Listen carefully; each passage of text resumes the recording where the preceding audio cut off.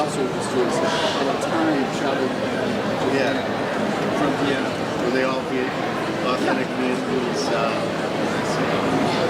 Yeah, just I mean, the first week I was there, I'll never forget. I got this. I was just hanging out with Joanna, my friend, that's the violinist and the greatest. And some of the albums that somebody just bailed. We went up there to go play Wilson Fine Tuning in Barcelona.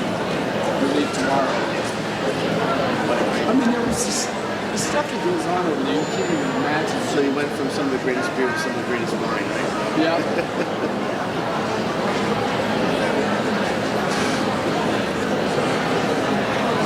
I'm still close with about half those people. Are they all still working? Yeah. In fact, a buddy of mine was also positive violinist, Wes McGregor, called me in May and asked me if I wanted to come to Sweden this summer to play an opera, and it just sort of didn't pay me. It forced me out to take a plane off. It didn't pay me. You're good.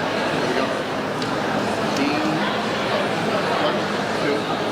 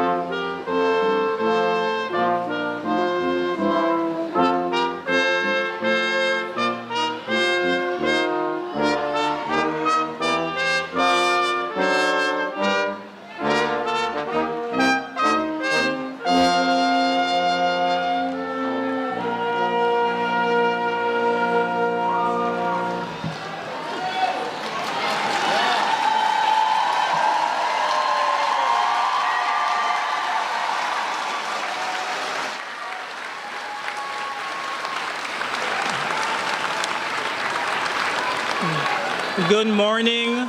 Good morning, everyone. My name is Jermaine Williams. I'm the Vice President and Dean of the Early Colleges for Bard College. It is my pleasure to welcome you all to the 2024 College Commencement Ceremony for Bard High School Early College Manhattan, Queens, and Newark.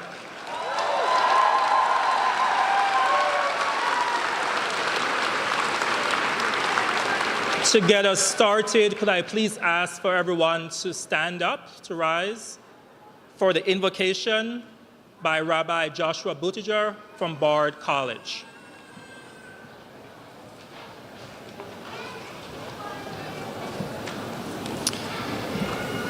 Welcome everyone, family, friends, distinguished guests of the graduating class of 2024. Welcome Manhattan, welcome Queens, welcome Newark. Let us pray. Dear God, source of life, wellspring of all traditions and religions, help us arrive fully into this extraordinary moment. Bless and shine light on all the graduates here today. They contain multitudes, so we ask you to bless each and every part of them, the parts they are proud of, the parts they struggle with, their gifts and their challenges, the parts that sing out and are evident to all around them, and the parts that are more quiet. Bless their histories so far and the history yet to be experienced. And when I say they contain multitudes, I also mean the ancestors that each graduate carries within them. It's been said that when we die, we are gathered to our ancestors, but until that time comes, our ancestors are gathered in us. So for each graduate here today, may the people you carry with you, who you might never have known, but who made it possible for you to walk across this stage, may they continue to be like wind at your back as you go forward. Abraham Joshua Heschel said, our goal should be to live life in radical amazement, to get up in the morning and look around at the world in a way that takes nothing for granted. For Heschel to come into real maturity did not mean acquiring wariness and cynicism, but rather meant to be in this stance of radical amazement. And no one feels that radical amazement more than the families and friends, parents, grandparents, siblings, cousins, aunts, uncles, friends, chosen family, all of us witnessing and remembering and celebrating. The prophets of all the religious and spiritual traditions represented among our graduates all taught some variation of the centrality of love. Not love in the abstract, but love in real-time relationships. Not love in spite of the challenges of our time, but love through true engagement with these challenges. Thank you, God, for bringing us to this very moment, and may today open into a lifetime of learning. Amen. You may be seated.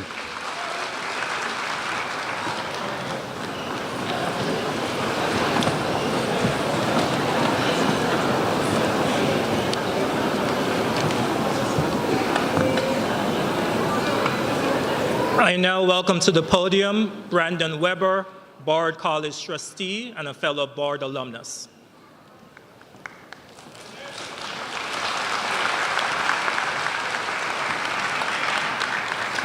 Hello, everyone. My name's Brandon Weber. Found my way to Bard College in 1993 from Kansas and graduated there in 1997. I'm currently the vice co-chair of the Board of Trustees, and it's my pleasure and honor to welcome the 2024 graduates of the Bard High School Early Colleges Manhattan, Queens, and Bronx. Bard College was founded as the all-men's St. Stephen's just before the start of the Civil War in 1860. It was a training ground for Episcopal priests.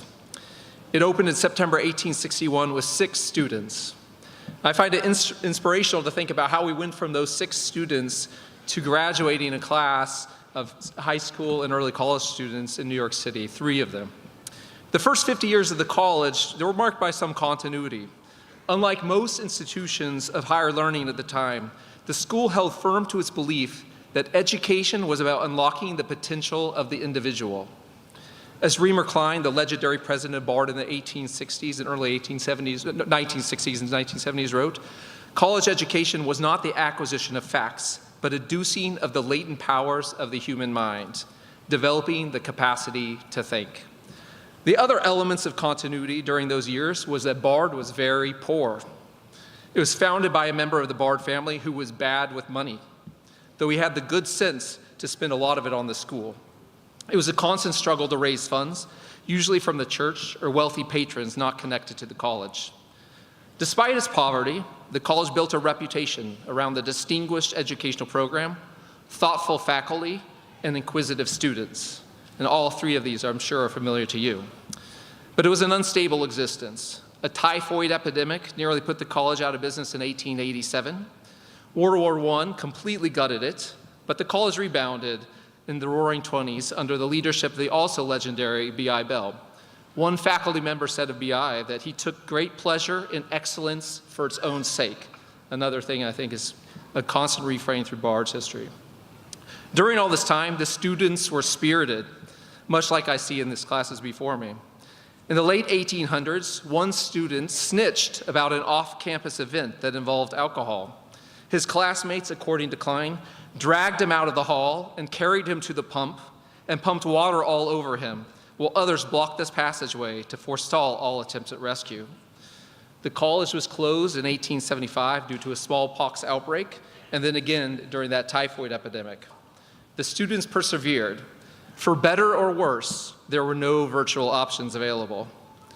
In 1927, during that time of prosperity, the students went on strike, seeing leadership as too strict. The college's reputation grew along with these students' numbers, but the financial conundrum was not solved. On the precipice of the Great Depression, Bard became a part of Columbia University. Not long after World War II, which had managed to survive, it wanted to begin admitting women, but Columbia would not allow it to do so. But as always, Bard did the right thing. It dissolved the relationship with Columbia and began admitting women. Columbia, despite being a considerably wealthier institution, demanded Bard paid for the land. Post-World War II, Bard became home to a number of distinguished immigrants who escaped persecution in Europe, including Hannah Arendt, Heinrich Blücher, and Emil Hauser. It began to attract well-known authors such as Saul Bellow, Ralph Ellison, Mary McCarthy, and Anthony Hecht. In the 1950s, after the Soviet Union crushed an uprising in Hungary, Bard became the temporary home to 325 Hungarian refugees. This is reminiscent of the role today Bard has played for Syrian, Afghan, and now Ukrainian and Russian refugees. Bard was also instrumental in establishing ties with other Episcopalian colleges, including a number of historically black colleges. And the student spirit remained. It was a hotbed of activism in the 1960s. G. Gordon Liddy, one of the chief architects of the Watergate break-in, led a raid on Bard campus when he was DA of Dutchess County. And since that time, the college, under the leadership of Leon Gostein, has continued to expand its reach. It started its first international program in Russia at Smolny in 1994, the first BSEC here in Manhattan in 2001. The Bard Prison Initiative, conceived by Bard undergraduate, commenced at the same time. Other important programs have started, such as Al-Quds in the West Bank, Bard Berlin, and new BSECs, including here in the Bronx and soon Brooklyn. Bard Annandale today is home to 2,000 undergraduates, up from that initial 6. Bard is a distinctive institution, having survived and thrived on ideas that individuals are important. Bard believes in you, and you believed in it. In the case of Bronx, choosing a new school that had never existed. You are part of something special, and you should embrace that, and embrace the power of that. I'm proud to welcome you as a fellow alum. I want to congratulate you, and it is now my pleasure and honor to welcome the, of course, most legendary Bard President, Leon Gostein.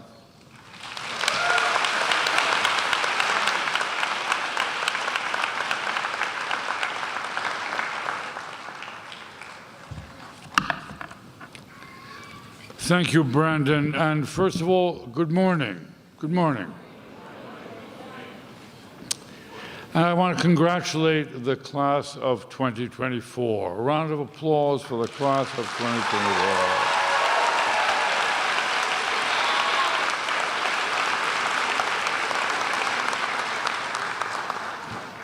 And before I describe how terrific they are, I think we should thank all of the members of families and friends who've come to this ceremony and whose involvement with your education was probably indispensable. So a round of applause for the families and friends.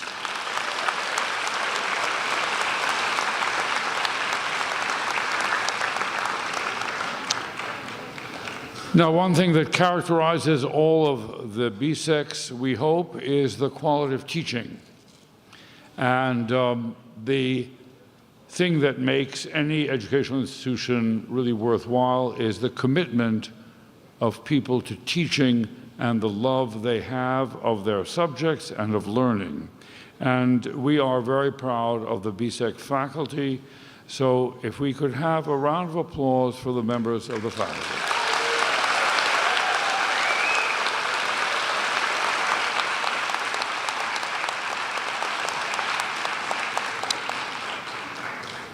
And I do want to point out one individual who's retiring at the end of this year, who may have been in the original cohort of faculty of the very first Bard High School Early College, which is Bard High School Manhattan. It's the eldest of the Bard High Schools that we have, and he has always represented the highest ideals of both academic and intellectual ambition. I want to recognize the long service of Bruce Matthews.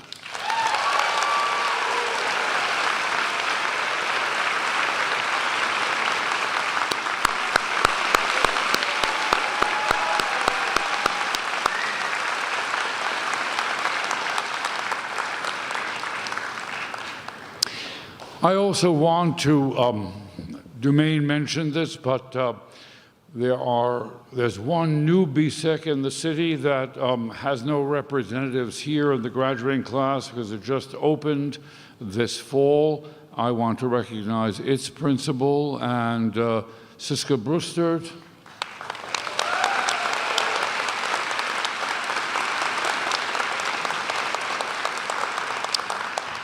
Who served for a long time at BSEC Manhattan.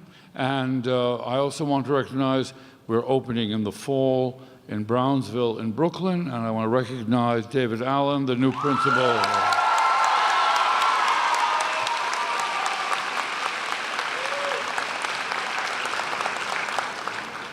So we have 10 BSECs in the United States, 4 of which will be in New York. You represent the eldest, the first 3 BSECs.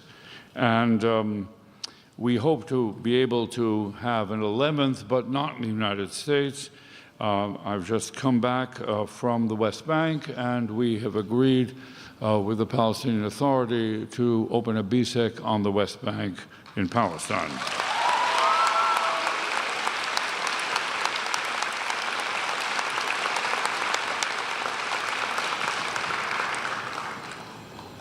So, as everyone in this room knows, these young people are not ordinary graduates at their age. They already have gotten a high school diploma at ceremonies that are about the high schools.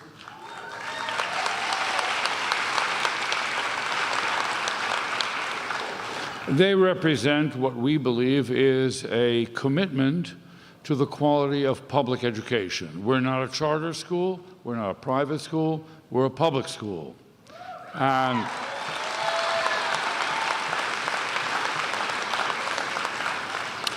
we believe that education is a civil right. Everyone deserves it.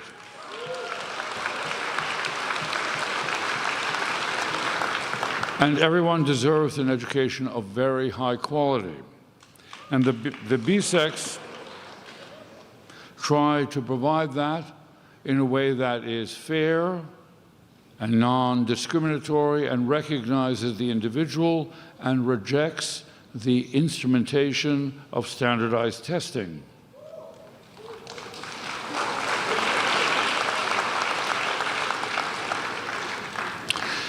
And this ceremony is when these young people get a college diploma, an AA degree from Bard, in collaboration with the departments of education.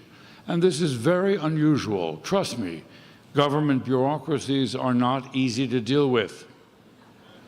It's very easy to become an anarchist when you deal with governments, whether it's for your driver's license or trying to get a school established. But I want to pay tribute to the departments of education of the City of New York and the City of Newark.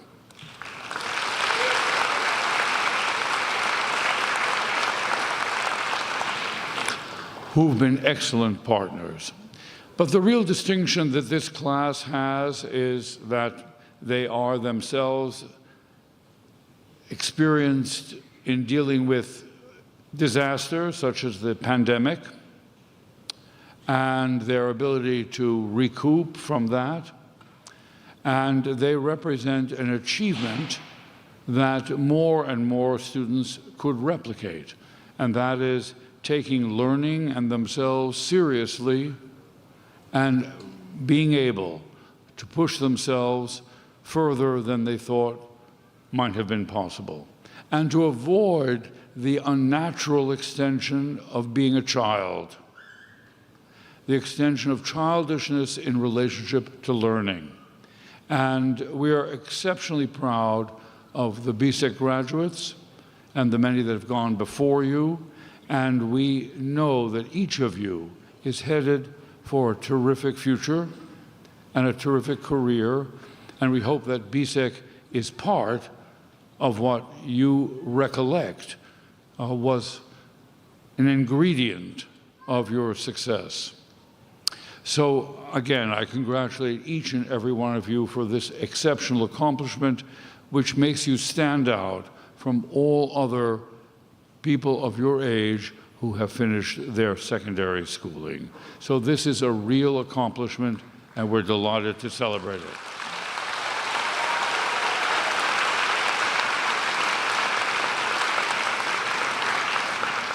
Now, this has been an unnatural period for commencements, and finding a commencement speaker is always a matter of some deliberation and thought. But this year we have a natural.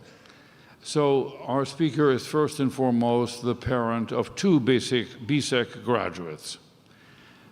However, the reason she's with us today is she's one of the foremost artists of our time and one of the greatest photographers of our time. Her one-person show at the Museum of Modern Art closed just a month or two ago.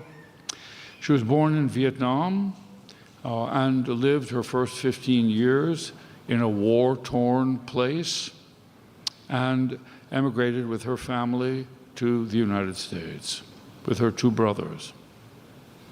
And she discovered by accident, really by accident, that her real calling was not biology, in which she got her first degree and second degrees from Stanford in. But she encountered photography. And in an instant, she understood that that was her calling. And she's gone on to be one of the most creative photographers who've been able to bring the idea of subject matter with the beauty of composition and the originality of vision. I think she probably thought at one time that being a photographer was easy. Just, we take out our phone and we're photographers. It's not so easy. Actually, it's one of the most difficult programs at Bard in which to moderate and to graduate. So to be a great photographer is difficult because you are facing the competition of millions and billions of photographers. If you're going to go into quantum physics, your competition is relatively limited. But if you go to photography, you have probably the most versatile amateur and professional instrument of art making in your hands. And her work is unforgettable, beautiful, and she is at the same time a fantastic teacher. She is a devoted member of our faculty, beloved by students, so she combines what we consider to be the ideal for an artist or a scientist, to create great original work of their own and to be devoted to sharing what they can do with the next generation. combine teaching and work. So with this great pleasure and gratitude that I introduce Anmi Lee to you as your commencement speaker.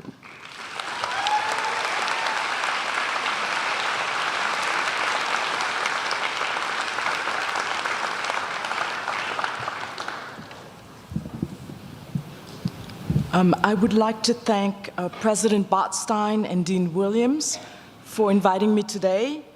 As a lifelong, and I can say that now as we're reaching 25 years, as a lifelong professor of photography at Bard College and the proud parent of 2 recent BSEC graduates, I hold the college, BSEC, and their expanding communities very close to my heart. So it is for me an incredible honor to have the opportunity to congratulate you, the graduating students, on this achievement and the efforts that have allowed you to finally arrive at this moment. I also wanted to acknowledge your families, friends, and of course your professors, school counselors, and staff members for all they've done to support you in large and small ways. So they share this moment with you, and as we celebrate you, we celebrate all of them as well. Class of 2024, you are unique, and the bond that you share, like any strong bonds, have been forged in shared pains as much as shared joy. Having begun when our country was just emerging from the COVID epidemic quarantine and still struggling with infections and uncertain protocols, your class has grappled with social political unrest, racial reckoning, and the current crisis and war in Gaza. Occasionally, you will hear academic institutions be cynically described as a bubble, cut off from reality, but in fact, the unfolding world, the headlines, the crisis, and the debates are always present in every classroom at BSEC. When I was in graduate school, I had a photography professor who liked to say, "The world is smarter than you." On the one hand, he was addressing photographers who he felt were too caught up with their own ideas, while the flow of life just outside the door held an inexhaustible supply of surprise and poetics chance. And chance poetics, I'm sorry, I'm a little dyslexic here. This is another way of saying that the world is the uncredited teacher, the unlisted class, the syllabus made up with the present. So living and learning through these unsettling times while attending one of the most rigorous and challenging high school programs has certainly tested your commitment, resilience, and determination, but do not forget that the School of Life can occasionally be just as rigorous and challenging as BSEC. My kids recoil at anything that sounds like advice, but since they're not here today, I think I might be able to get away with some, so here are a few advice. I would say that it is, of course, important, so important to love what you do, but don't be afraid to change course and don't be discouraged by drawn-out timelines. I was a lumbering scientist, as President Botstein mentioned. I had plans to go to medical school when I stumbled by chance into a photography class at the ancient age of 25. The discovery turned my life upside down. I deferred med school and in the end never went. This happened back in the mid-1980s when practically no young Vietnamese refugees would consider the risky proposition of becoming an artist. My family and I had come to the US as political refugees, and even though by then we were living in safety, the fear of any threat of war, the fear of instability never really left us. On my new art path early on, I ignored my family's disapproval and my friends' quiet dismay, and later, as I persisted, I came to disregard their intermittent assessments of my art endeavor. Regardless of your career path or your passion, validation of your efforts is often measured in thimblefuls. But when you're on the right path, when you feel as though you are answering a call, your definition of success becomes increasingly personal, so personal that you learn that to accept that only the ones who truly share your passion will understand. Pablo Picasso was once asked what it was like to taste his success so early in life. And I'm paraphrasing here. He replied that the only value he ever found in success or acclaim was protection. Success gave the skeptics in his life something to chew on. Success helped silence the prying questions and dubious opinions from the doubters in his life. Recognition, accolades, rewards, and large paychecks are easy to wrap our heads around. But for you, the individual, the one making decisions for yourself, now and in the future, success will reside in your definition of a good day, or better yet, a perfect day. You need to ask yourself, what is time well spent? What is good tired as opposed to bad tired? What kind of work barely feels like work?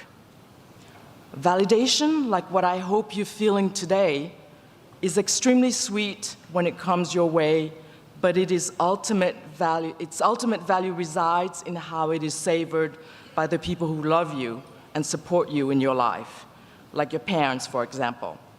The more you invest in yourself, the more you have to share with others. So I'm telling you it is important to do what you love, but what happens when you don't feel the love and the inspiration to even get started? I think that inspiration is a myth that you should not buy into. Everything is a balancing act that involves work, thought process, work, intuition, and more work. Sometimes we just need a prompt. We just need to be tricked down that path so that we can get working, so that we can get anything started. So yes, believe me, inspiration is overrated. As an artist, I've come to struggle not only with the legacy of war that took place in Vietnam, but also with the expectations that are imposed on Vietnamese political refugees, or any refugees in this country, as we were rescued and welcomed to America. Even though we were rescued and welcomed to America, we were, after all, a reminder, even collateral damage, for the costliest, most devastating war and for the failure of America in this endeavor.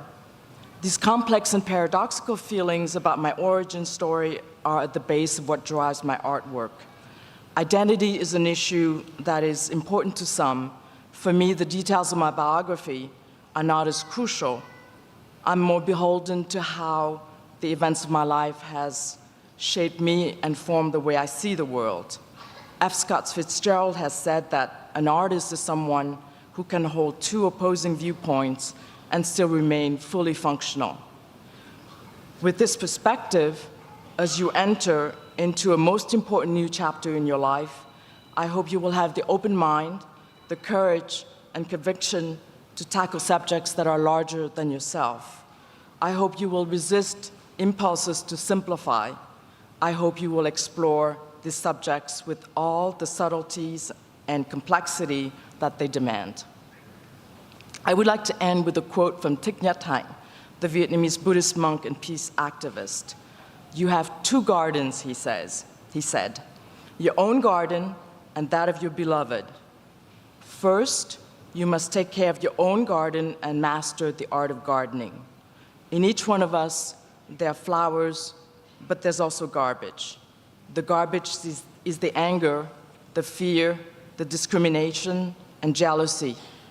If you water the garbage, you will strengthen the negative seeds. If you water the flowers of compassion, understanding, and love, you will strengthen the positive seeds. What you grow is up to you. So congratulations again, class of 2024, and bravo, and wishing you all the best.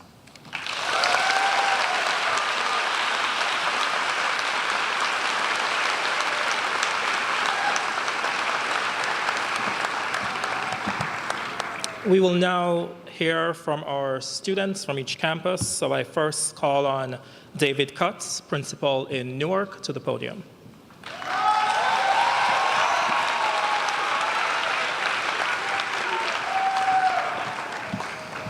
Good morning. I need my glasses. All right. So the person selected to make the student address for BSEC Newark is this year's salutatorian. She's been recognized by the New York School District as an academic award winner. She's a member of our National Honor Society.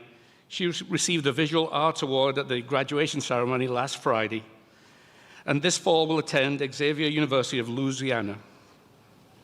Her academic highlights are many, it's true, but what I shall miss when she's gone is the kind smile, the warm welcome, the fearless way she wears her heart on her sleeve, her fondness for her classmates and her teachers, her awareness that every lesson in and out of the classroom is building to something bigger. In all these ways, she is unique, and yet at the same time, just like most of her classmates in Newark, and as such, a perfect choice to give the student address on behalf of BSEC Newark. I invite to the stage Shariah Marsden.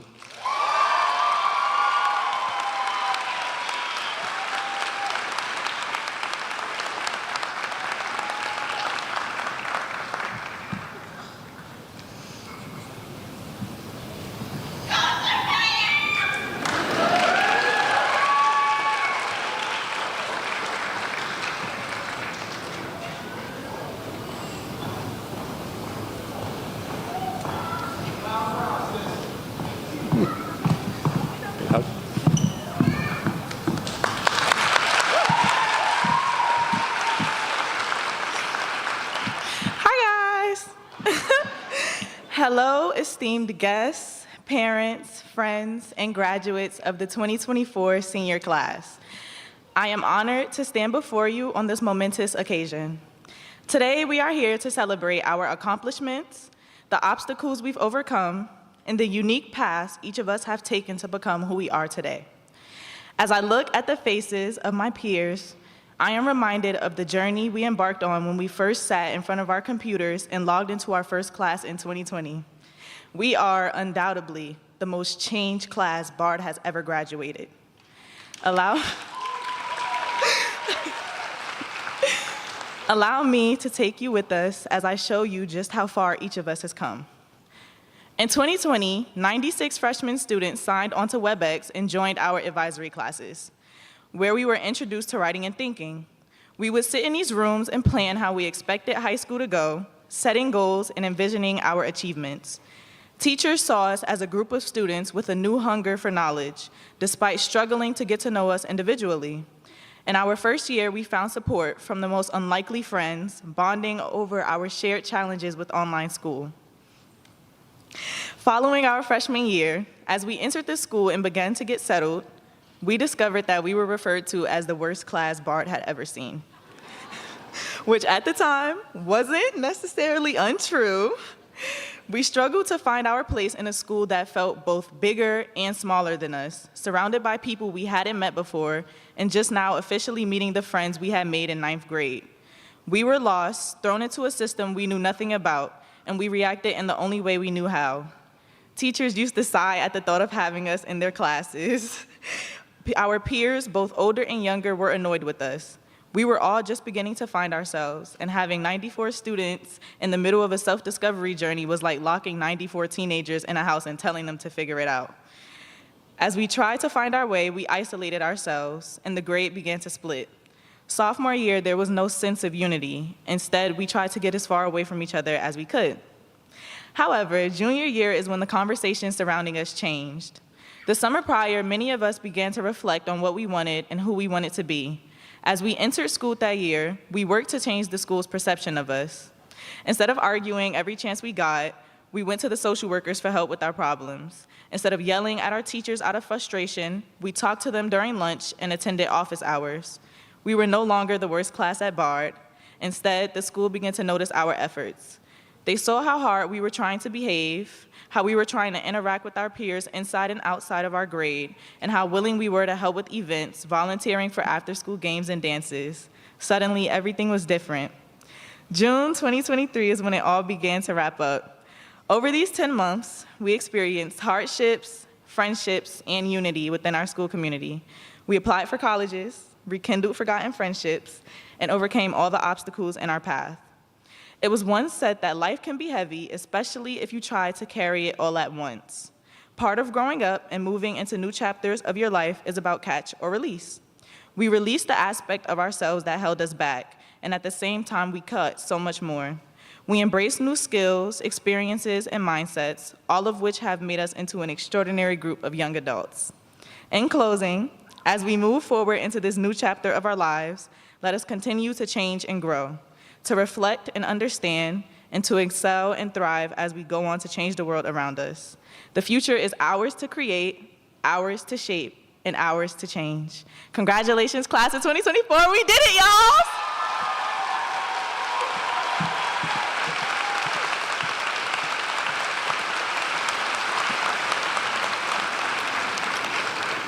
Thank you, Shariah. I now welcome Laura Heimson, principal of Bard High School Early College, Queens, to introduce the student speaker.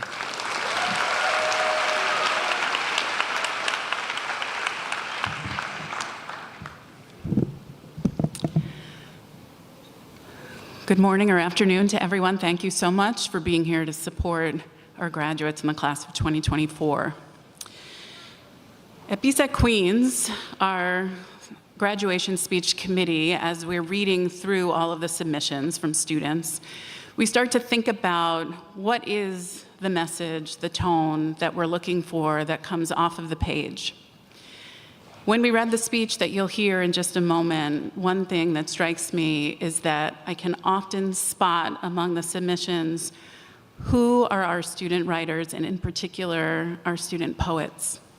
For me, I tend to look to the poets for eloquence, for a succinct message, and that's something that we saw in the submission for today. Our graduation speaker from BSEC Queens is Ines Donnelly. And something that I learned when I was talking and looking at some of the narrative comments from her seminar teachers, I respect a student who at the start of seminar was someone who perhaps had more confidence on the page than in public speaking. And hearing from her year one seminar teacher that that's something that she overcame, not only as something that she slowly worked on, but something that she excelled at very quickly in year one.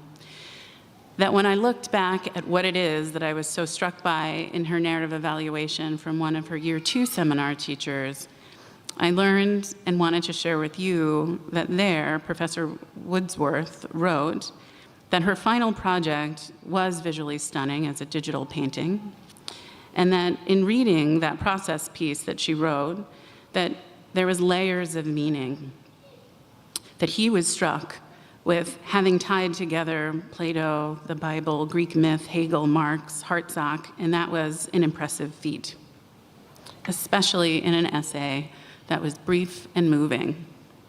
I'd like to introduce to you Ines Donnelly and have her come to the stage to read her speech.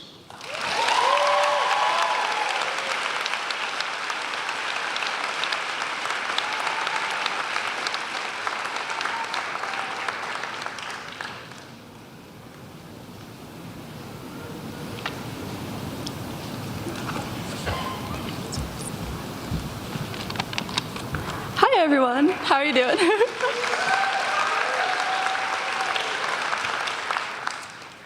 First, I'd like to say thank you so much for that introduction, and thank you all for being here. So I remember the first time I ever watched my favorite film, Say Anything. My eyes were glued to the screen as Diane Court took to the stage to give a graduation speech to her high school. At the very end, she tells her classmates, "I've glimpsed our future, and all I can say is, go back." I scoffed at that line. As a year one, entrenched in the college application process, all I wanted to do was move forward. I felt trapped in a repeating cycle of assignments and essays, planning and dreaming for what was to come after. Yet the irony is now, sitting down to write a message to you all, I realized that the only way to move forward is to indeed go back. In place of time travel, the only other option is to reminisce. I missed you, my friends and I say after a lengthy weekend apart. I miss you, we say now, even when we are together. We exist in this future space where the only thing that is certain is the unknown. I recently read this book called On Earth We're Briefly Gorgeous, and in it, the author, Ocean Vuong, writes that in Vietnamese, the word for missing someone and remembering them is the same. So maybe what I'm really saying is that I'll remember you. I will remember every small act of kindness. Our former principal, Val, who packed up and sent all my textbooks to me when I was recovering from surgery, and the time Coach Garcia let me cry in his office instead of lifting weights. We will all certainly remember the 7-hour calculus group study sessions and the shared Spotify playlists on the bus ride to our final trip. We can still recall the deafening cheers after our first post-COVID theater production, Proof. We can still feel the perfectly timed, rhythmic stomps of the step team during their winning Interganza performance. And who could possibly forget the manifestation circles we all took part in before final math exams, SAT tests, and track, basketball, and football meets. I should mention that when I first watched Say Anything, the thought of giving a graduation speech nearly nauseated me. I admittedly spent most of my life before Bard unsure of my own voice. This is why I specifically remember the first day of seminar when I raised my hand and forgot my command of the English language completely. Yet I saw how you, my peers, shot ideas back and forth and electrified the classroom. I made a goal for each week, speak at least once, then twice, then 3 times. It was by no means easy, but by the time Frankenstein rolled around in May, I was condemning Victor's reprehensible use of knowledge right alongside my classmates. I later realized that many of you were just as scared to speak as I was in the beginning. Yet when we all agreed it was Victor who was truly the monster, we couldn't stay silent. Our outrage finally found a home in the makeshift circular tables of our classroom. Bard did not just teach us how to speak up, though. We also learned that just because we see an outfit on Pinterest does not mean we should wear it to school. And that our freshman ID pictures will stay with us forever, so I probably should have taken out my Invisalign beforehand. At times, we spent 7 hours studying for calculus finals just to get an F, but the point is not the grade. We took the class because we wanted the challenge. When I first came to Bard, I naively thought knowledge would clarify. That if I read enough Russian literature, I'd somehow avoid the heartache and chaos of growing up, or at least distract myself from it completely. But the more I looked for answers in the books we read, the more questions came back instead. It is only now I realize that I know much less than I thought, and I am entirely okay with that. What I do know, thanks to Bard, or should I say our unit on Socrates, is that asking questions is far more important than knowing truths. Only then can we ask, as citizens of our community, city, and world, are we truly using our voice and knowledge to do good? And what even is good anyway? Perhaps the answers lie in these past 4 years. The bus rides, study groups, advisory check-ins, club meetings, performances, factory runs, fundraisers, forums, and fairs. In all the ways in which we've supported one another in times of failure and success, your kindness is what I will remember above all. Like memory, our voice is not a given, and neither is this degree. It is something to be proud of and something we have earned. We leave Bard knowing that speaking up is not a requirement, but rather the greatest responsibility and tool for change. As we go forward, I know we will remember that feeling in seminar of being able to say anything. And while I am sometimes still scared, and I'm sure some of you are too, this is what always made us feel truly invincible. So, graduates, I've glimpsed our future, and all I can say is, go back, but also go forward.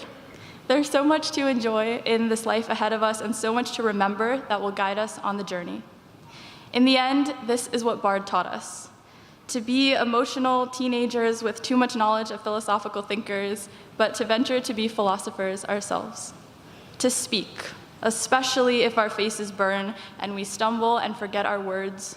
To say, I miss you, and to say, I remember you. To say anything, but even more to say something, using our voices to advocate for what we believe to be important. To our teachers, friends, classmates, and families, You have armed us with all the necessary words to say this and to say thank you.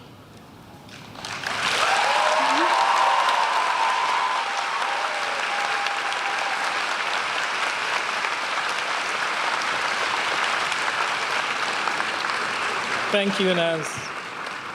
And I now, to introduce the speaker from Manhattan, I welcome Stephen Chatterpaul, Principal of BSEC Manhattan.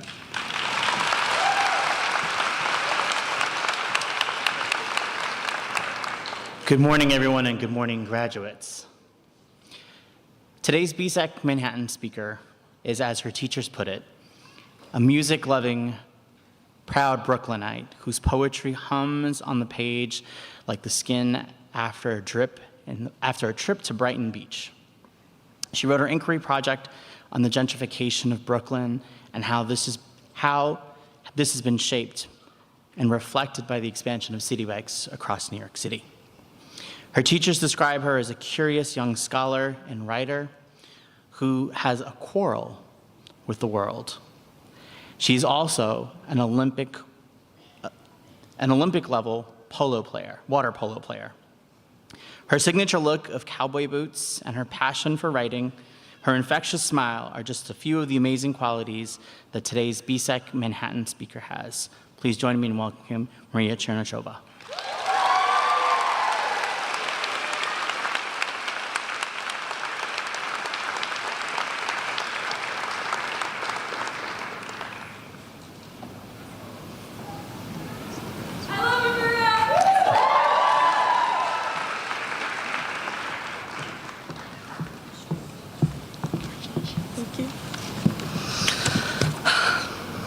Let me tell you a story.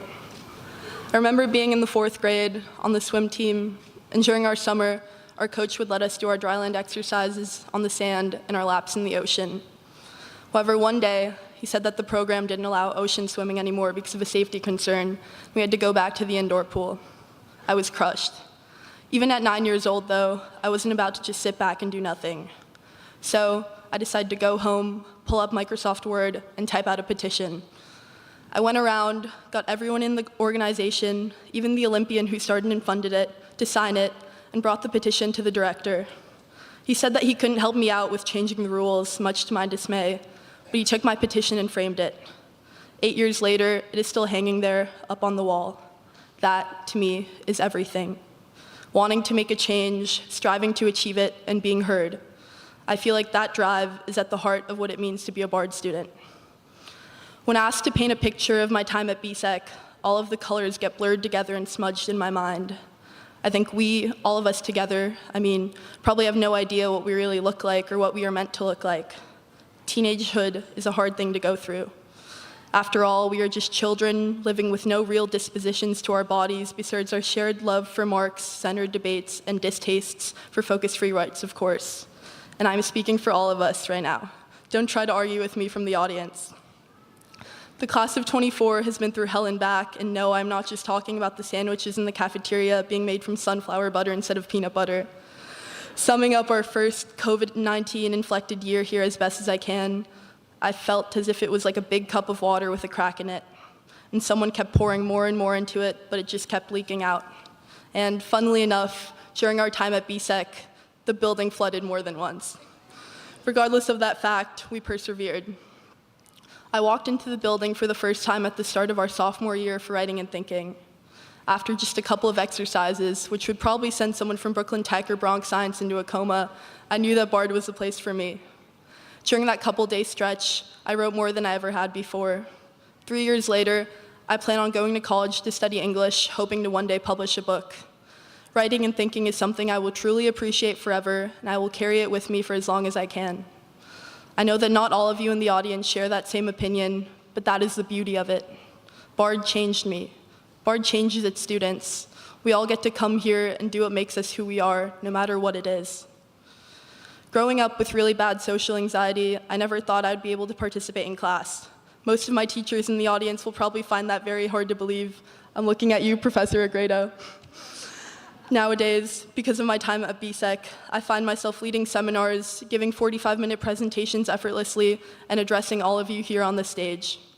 Our small class sizes and accepting environments foster the perfect type of discussion we all love. Bard professors put the work and the care in, and that reflects on every one of us. I've never met a single student here who isn't a little bit of a nerd about something in one way or another. For some, it's quantum mechanics, and for others, it's Saul Williams poetry. And inside 525 East Houston Street, that is accepted and appreciated. All of the members of the class of 2024 are driven. All of us have our distinct passions. Our time here has been spent well, and I can name a million highlights. Endless biology labs, frisbee tossing sessions on the field, inquiry projects, college processes, several school dances that no one really ever went to. We are the 22nd BSEC-M graduating class, and we did it in a time when nobody really thought that it was possible. Through cafeteria renovations, pickleball in the cage, senior assassin scandals, Euro-period yoga, at Bard Manhattan memes, rival school newspapers, Mr. Tenzin's heartfelt retirement, and then quick reinstatement. The list goes on and on and on. BSEC has taught us kindness and compassion. We have learned honesty and how to harness our creativity to be the best possible versions of ourselves.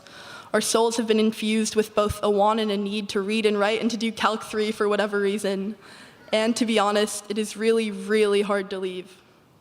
I'm so proud of you. I'm so proud of all of us, everything that we have achieved and every achievement that is still yet to come. I'd like to wholeheartedly say thank you to all the families for their endless support. It truly would not have been possible without you. Thank you to the friends that we have made along the way, and even the foes. Thank you to the professors and the staff that got us through to 3:35 every day, or 3:28 as it is with the new schedule. Nobody would have been better for the job. And thank you to my classmates for the greatest 4 years that anyone could ever ask for. I'm going to miss this place a lot. So if you don't mind, I would like to share a quote from my favorite poet, who actually, funnily enough, Inez also quoted in her graduation speech, Ocean Vuong. He says, "The most beautiful part of your body is where it's headed. And remember, loneliness is still time spent with the world." No matter what happens and what we have to struggle through, it always leads towards something greater. The future will not be perfect. The future will not even be close to perfect, and that is okay. BSEC has taught us how to make the most of what we have, and I know that all of us will do exactly that. Now, go off to wherever you are going to go and be amazing, and also don't forget to bring that AA degree with you now. Congratulations to the class of 2024.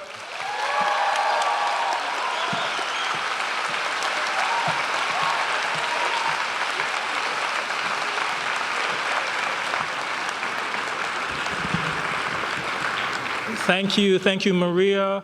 Our students are amazing, as you can tell from these amazing speeches, the reflections that we've had. So a round of applause again to all of our student speakers today.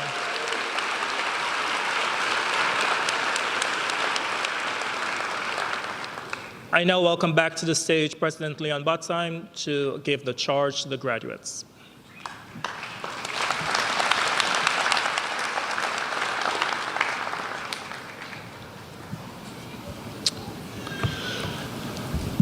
So college commencements derive mostly from the church-based origins of institutions in which the person who was the president was more likely to be a divine, a priest, a pastor of some kind, and the charge at the end of the ceremony before you get your degrees was a kind of last-ditch sermon.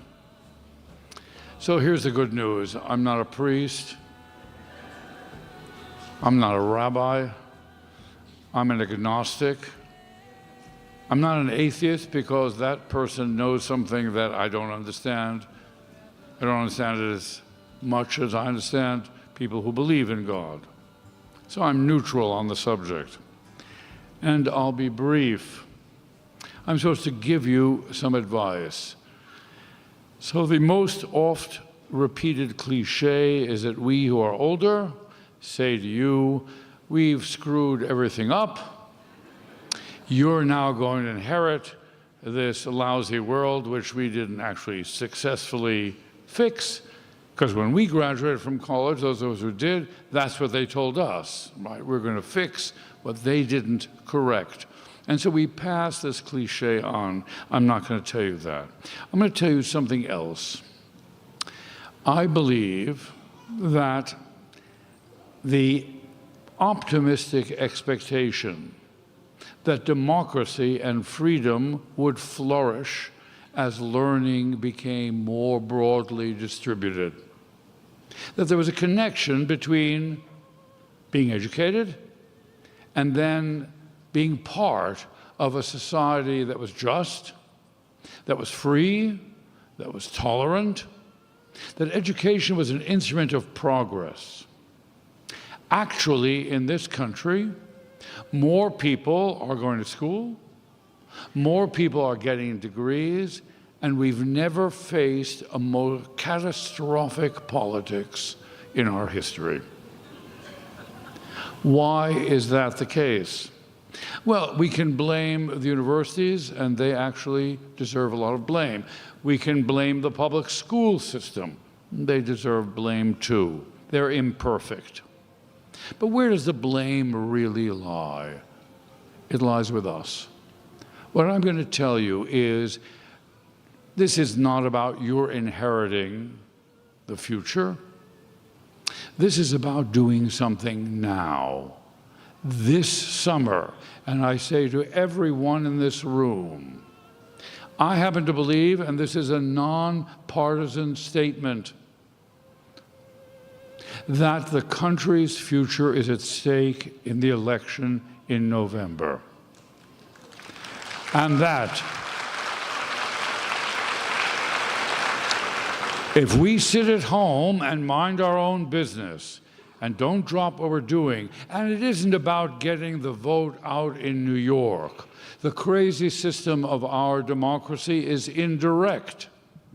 The wrong person could get the popular vote and not become president. It's happened before. It is about going and talking to people that don't agree with you, that don't initially want to talk to you, to go to battleground states and make sure that an absolutely unqualified, depraved, ignorant, and nasty person becomes President of the United States.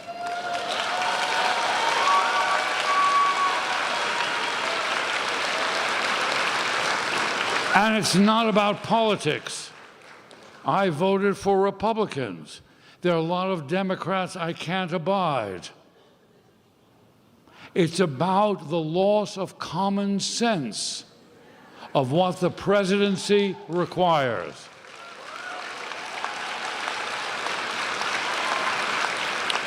Could I think of better candidates? Yes, so could you. But that's not the case we're facing.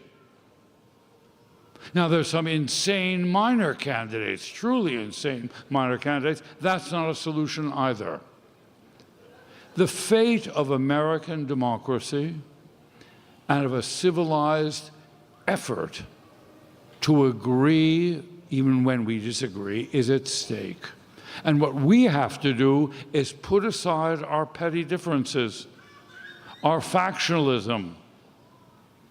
We have to unite against a clear and unambiguous choice between freedom, civility, and tolerance, and ignorance, disinformation, and tyranny.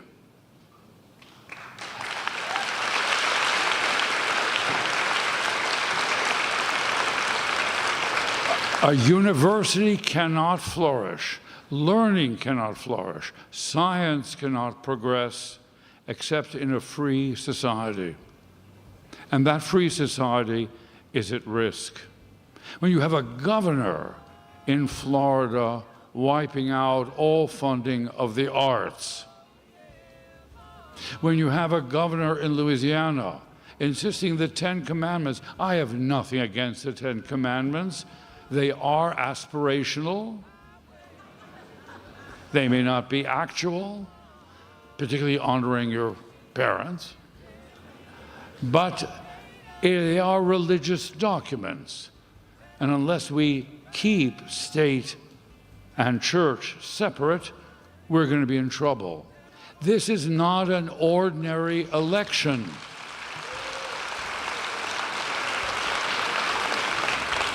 And you must spend real time using your education to convince people that things are not as simple as they are, that there is a way of determining the truth from distinguishing a lie from the truth, that there is a way to understand a problem differently, to gain the trust of someone whom you don't like, to teach them how to uncover what is a fake AI conspiracy developed notion. The great thing about the eclipse this year is that no one thought it was a conspiracy.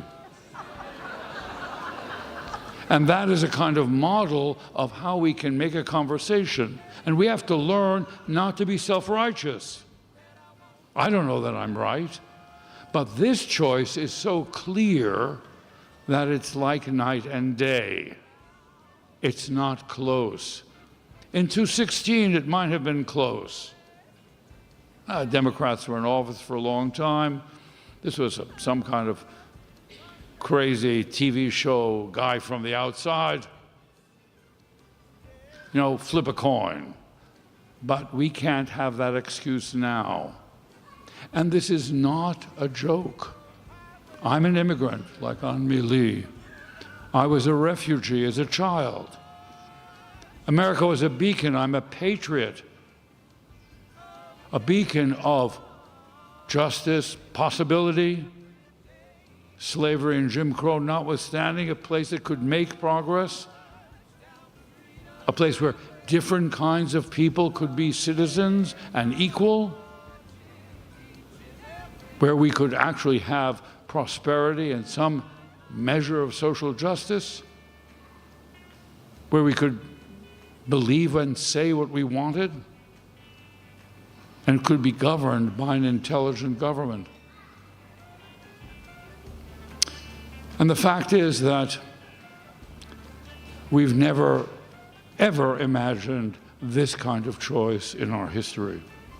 And unless we do something to make sure that people go out to the polls, that we engage them to try to walk away, not hardcore supporters, that's hard, but we can try that too. To communicate, not sit in our homes looking at our phones and our machines and tending to our private business. There will be no private business if tyranny and the democracy we already have, which is fragile and imperfect, goes in some deep dive. And don't be convinced by some kind of crazy dialectical explanation that the worse it'll get, the better it will be. We have to put our differences aside and work throughout the country to ensure that we have a future that you deserve, and you have the education, the skills, and the privilege to help. And that goes for every other person in this room. So it's not about the future you'll inherit, it's about the next 4 months. And let's hope the right thing happens. Congratulations.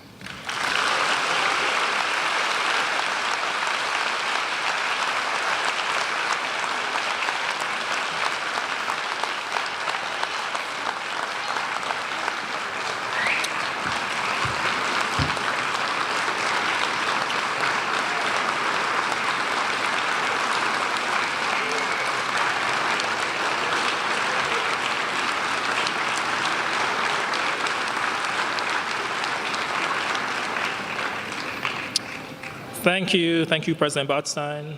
This is an amazing class, and as you have heard, you are graduating at a very important and unique time. But now we're on to the main event, why we're all here today. So in a very few minutes, we're going to have the students walking across the stage. Many of these students will earn other degrees. Many of you will go on to earn bachelor's degrees. Many of you will earn master's and even doctorates. But this will always be your first college degree. So we're going to give everyone the time to come across stage and get their diplomas. It will take some time. There are lots of them. We're going to encourage the audience to hold your applause until the end when all the diplomas are conferred. I asked, I know. I'm going to instruct in a minute the students to come up, so you should be getting ready. You're going to do that one row at a time. But before then, the official conference. Trustees, faculty, ladies and gentlemen, it is my pleasure to present the class of 2024 for the degree of Associates of Arts. The following candidates have completed all the requirements for the degree as prescribed by the state of New York, the trustees of Bard College, and the faculty of Bard High School Early College. At this time, I'm going to ask Dean Laurie Ween, Dean Minnie Jayaprakash, and Dean Bill Hendricks to join at the other microphone. They will be calling the names. And I'll ask Assistant Principal Studwell and Dean Iboldu to join for getting the degrees. So we'll have our first group of students. We can start.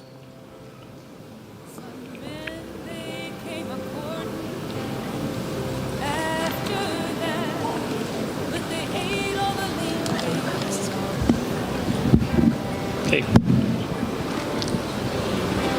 Yes.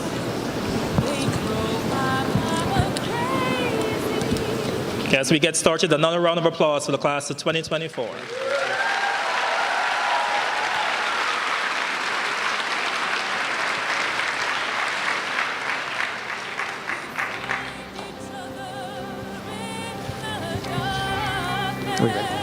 Xander Adamus.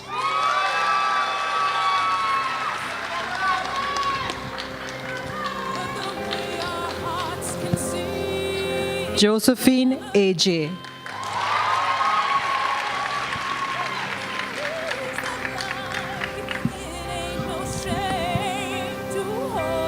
Sherneen Ahmed.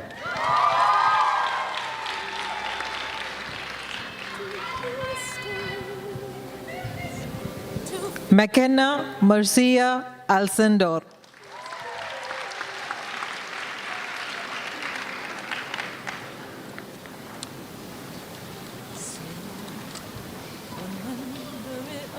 Yasin Ali.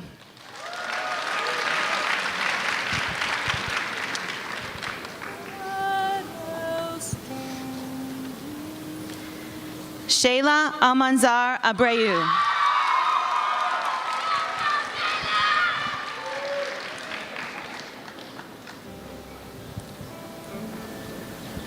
Ayel Sabri.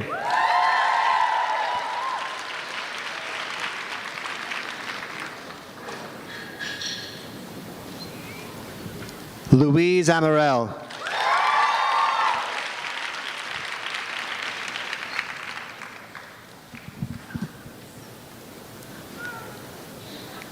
Tajane A. Anderson.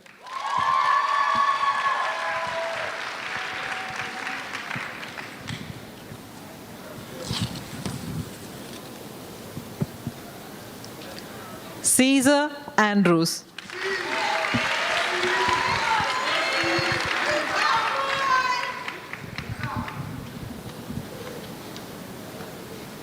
Abigail Ansah.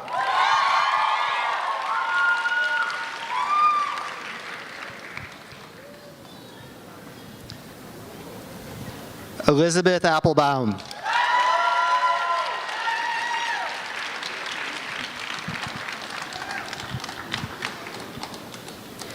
Ronel Apia.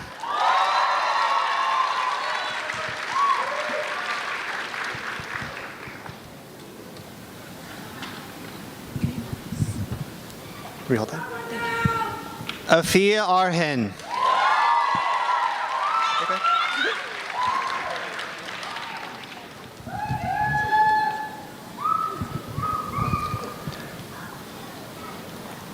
Arian Eric.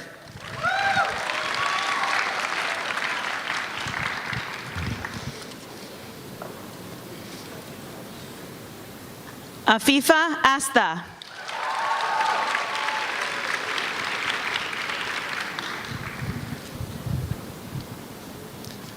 Olivia Ofre.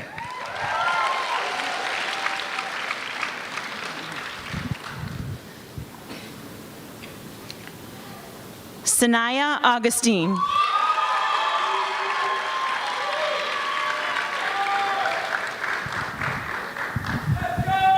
Masha Abrutsky.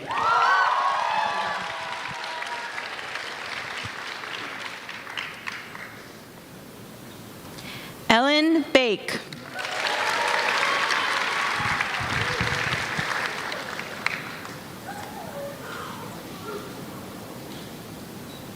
Mukhtar Baldi.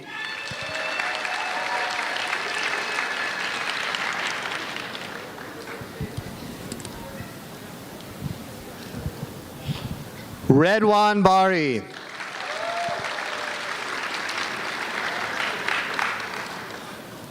You got your robes, good. Charles Becking Gillespie.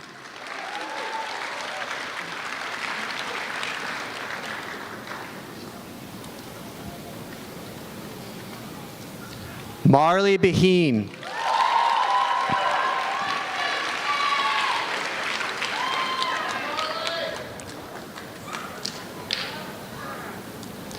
Anya Bernardo.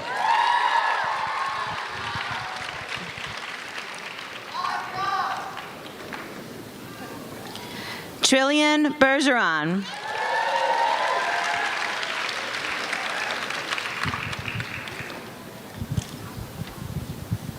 Tamar Berkowitz Hankin.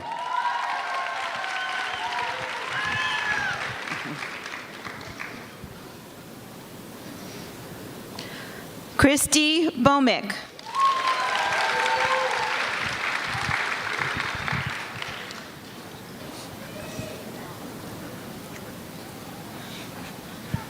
Jordan Blake.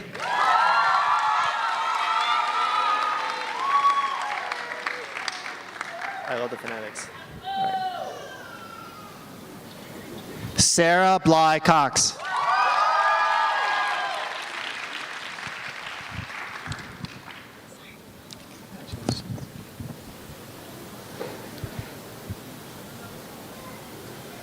Janessa Reshma Budhu.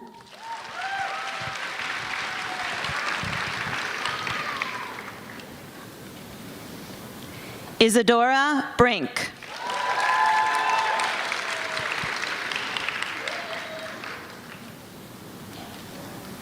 I know. The whole you want Sebastian or no Sebastian? Angel Brito Arias.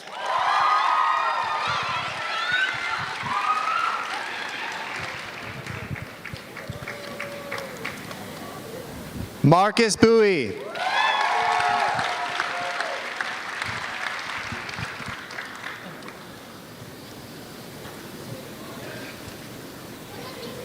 Emmanuel Burgess.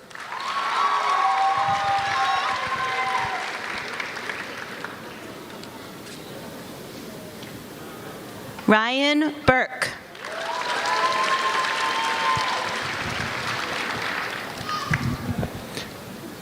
Francis Byrne.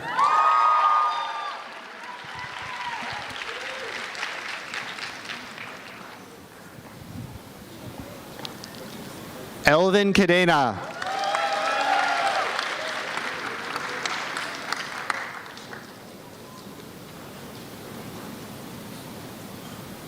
Tessa Cahill.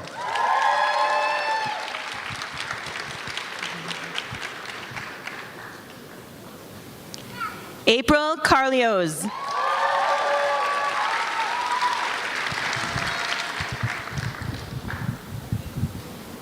Soraya Carrasquillo.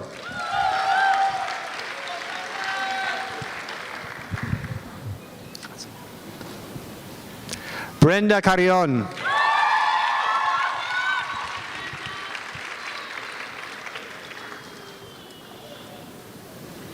Corey Castillo.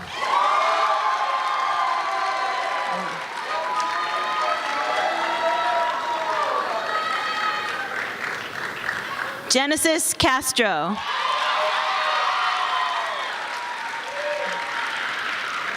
Congratulations.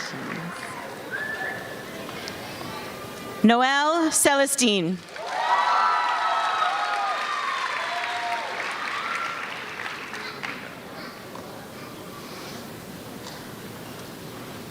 Luca Settarelli.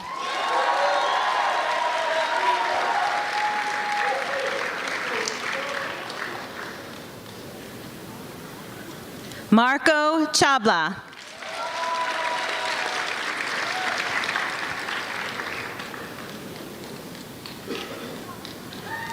John Chacha.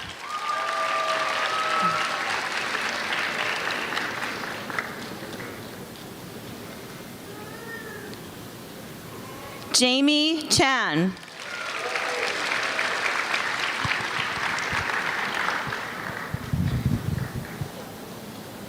Victoria Chan.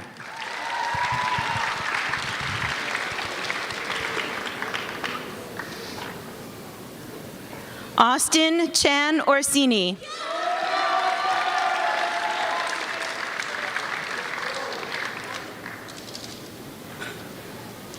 Isabel Chang.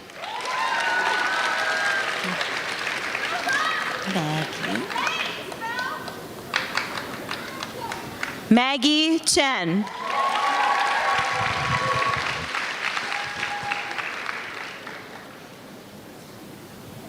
Maria Chernyshova.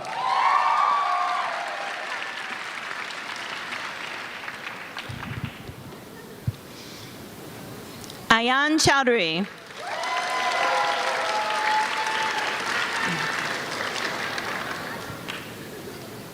Skylar Shulot.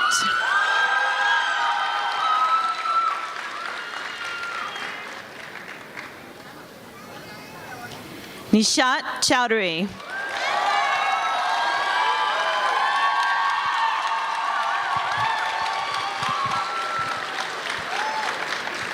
Rafid Chowdhury.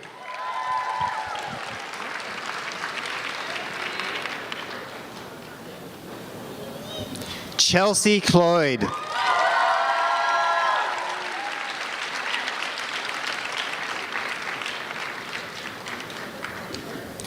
Natalie Cohen.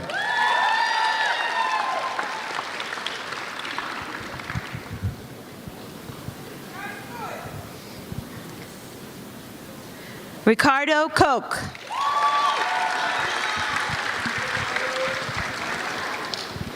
Congrats. Audrey Coker.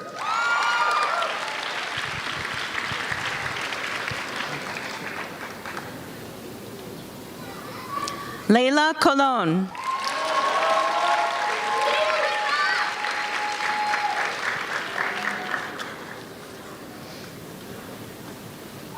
Lana K. Corbell.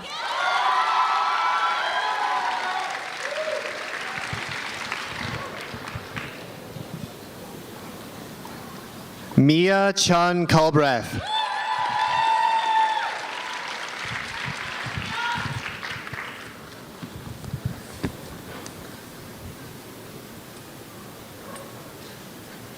Jordi Curillo Narvaez.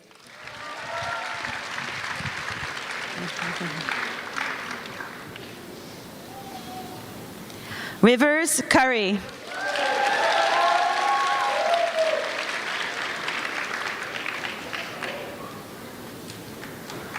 Natalia Deyraj.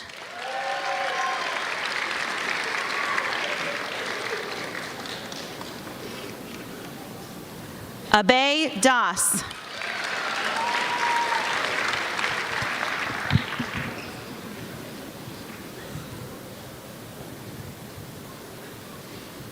Burhanuddin Dawson.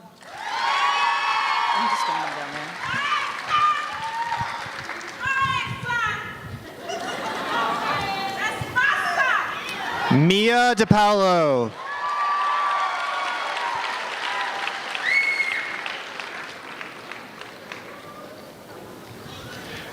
Hugh Devi.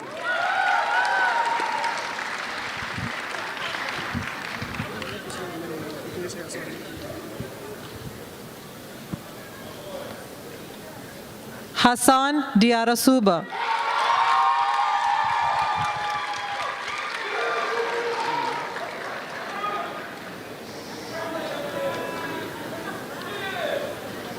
Angelina Lucia Diaz.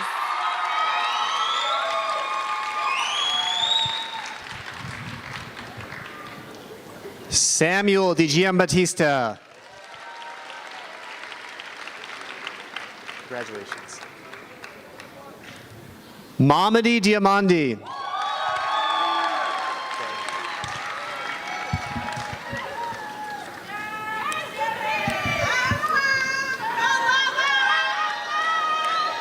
Lala Jubate.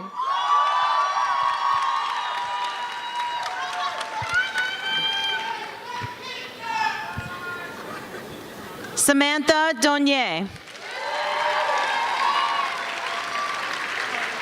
You've got your beautiful speech. Inez Donnelly.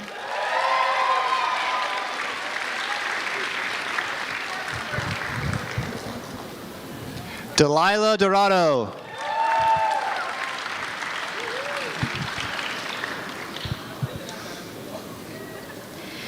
Jigme Dorji.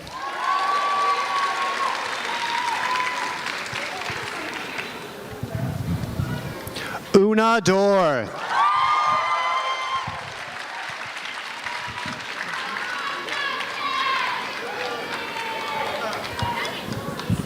Aaron Davis.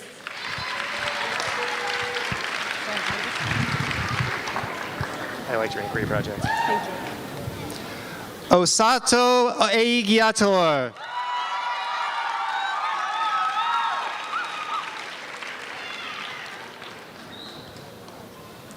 Sophia Economides.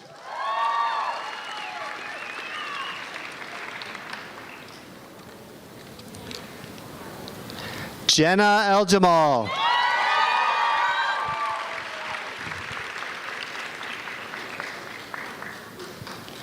Mariam El Mahi. It's good. Eve Epstein.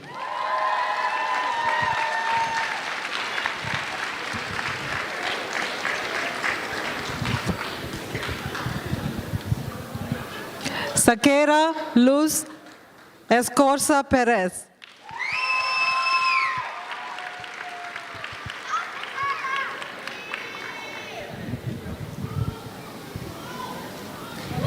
Sania Faiza.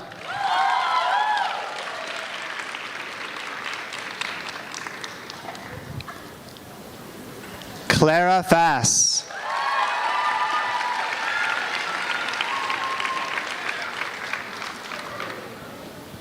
Odin Fowder.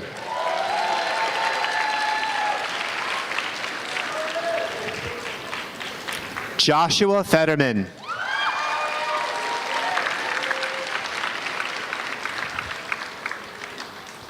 Danielle Feldman.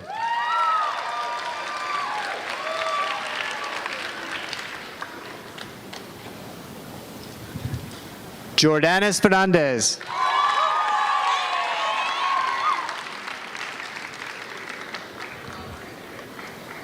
Judah Firestone Marill.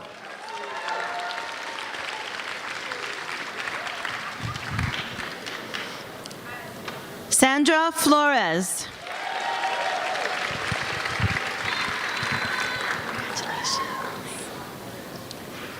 Gundo Fofana.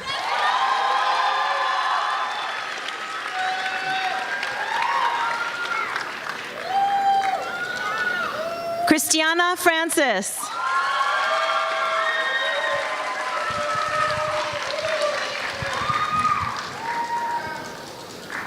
Asa Joel Francis.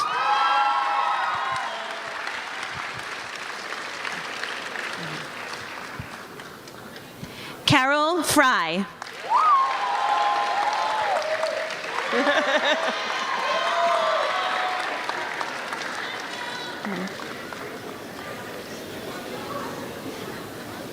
Mia Fuentes. Congratulations, Donovan Galloway. Okay.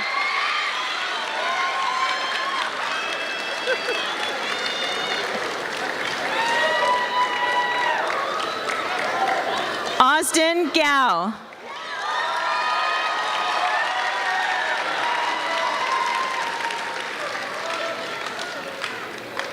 Tanya Maria Garcia.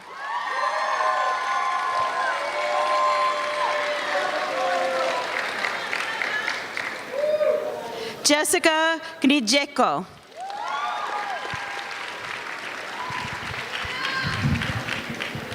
Samantha Gould.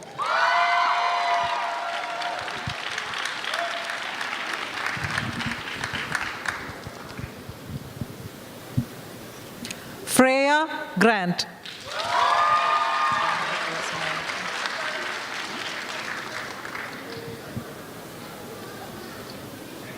Jamira Graves.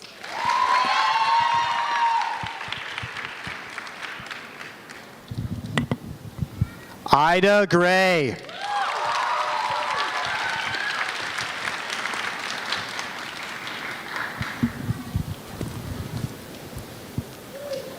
Emily Cuevera Armaz.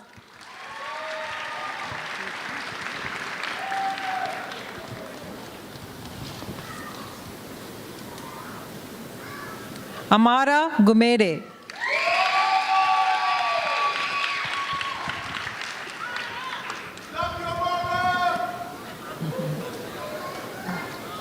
Chris Mary Guzman.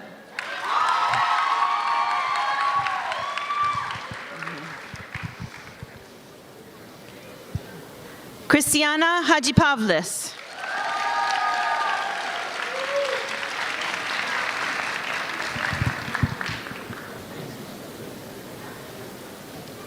Alicia Hamilton.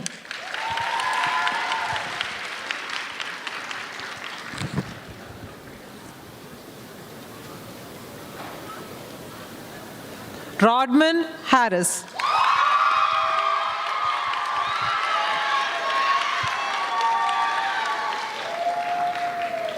Samira Hassan.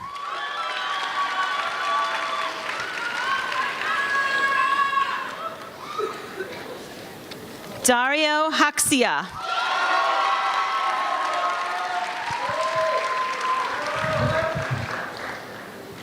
Leon Heist.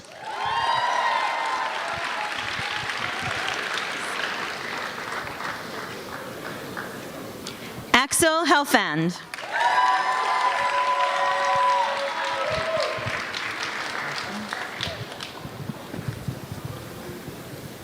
Najwania Hemmings.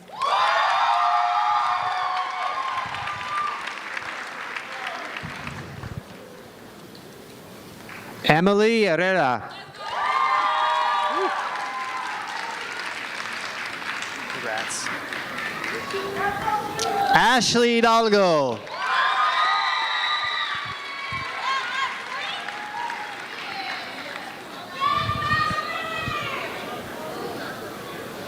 Reina Hines.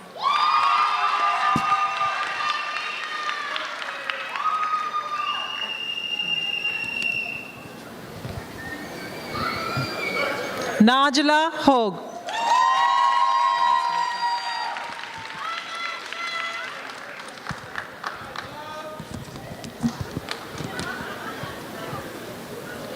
Nyla Holman.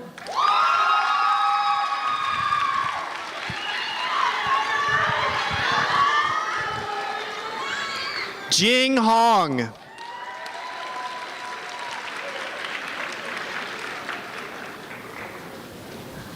Asan Hawk.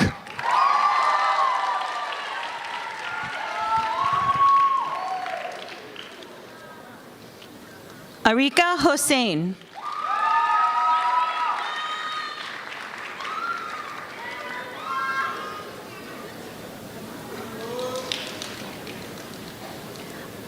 Andre Hueso. Yeah. Samir Husseini.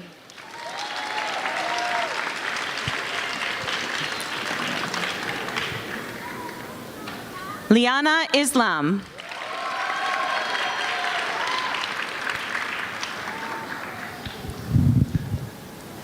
Natalia Jablonski.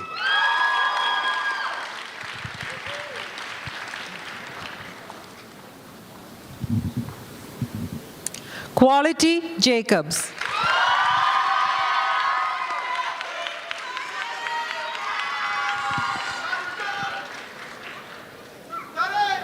Kadiatu Jalo.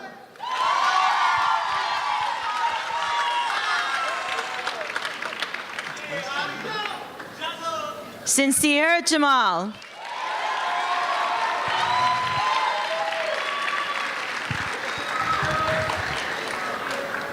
Vincent Jenner.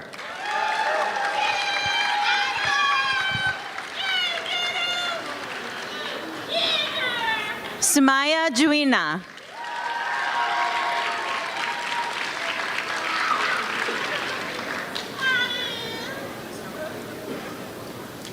Isabella Jimenez.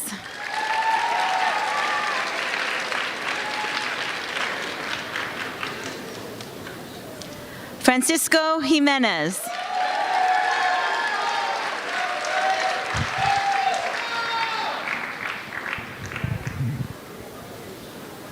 Zainan Jimo.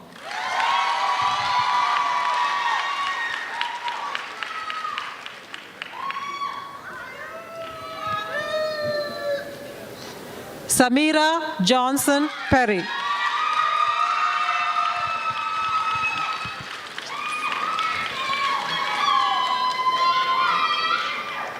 Chelsea Jones.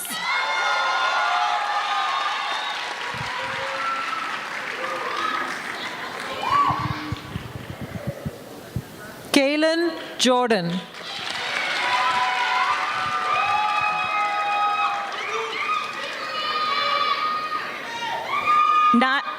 Nadia Jordan.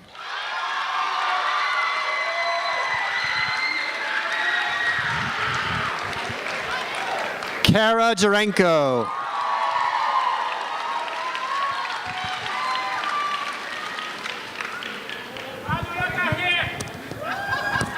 Swadu Kaba.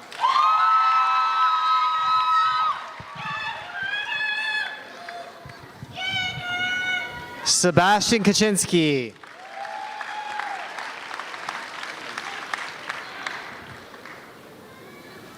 Bruno Katz.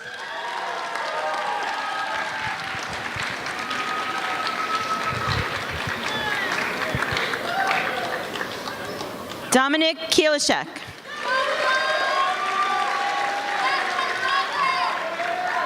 Senor. Eva King Sr.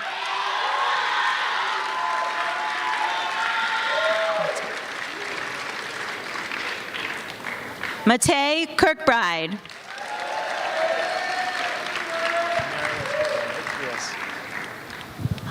Amarilis Curtin. Congratulations. Ariana Kleinberg.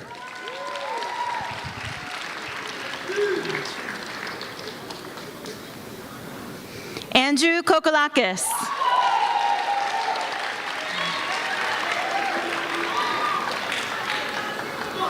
Zoe Koo.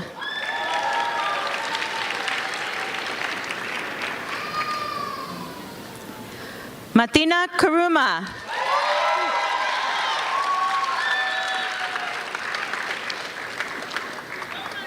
Jasper Kuther.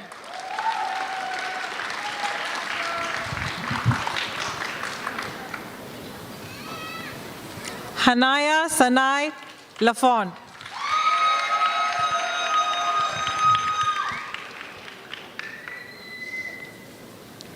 Jonathan Lai.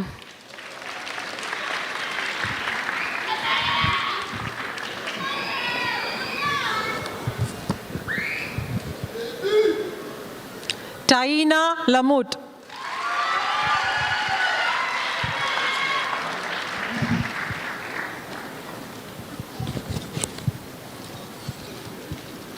Brian Landecho. Nina. Is it going to be loud? I think so. Nina Leach.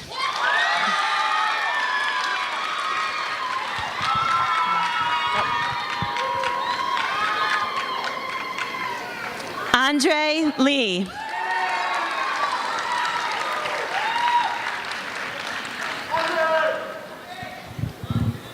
Nadeja Lee.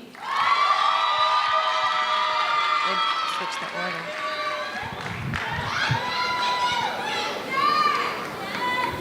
Nicole Lee.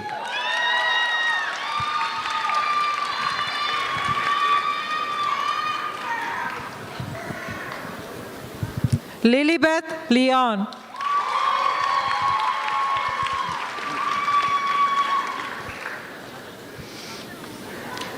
Gabriela Jose Leon Ramirez.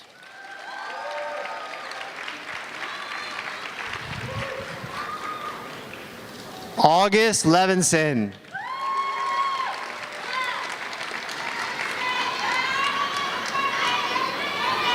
Sophia Levy.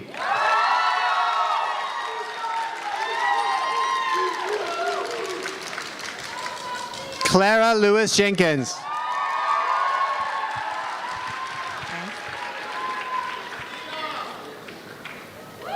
Selena Lynn.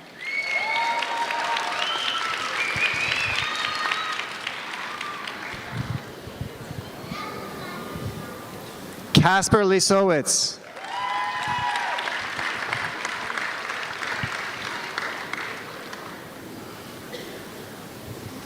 Nicholas Lubin. Congratulations, Morgan.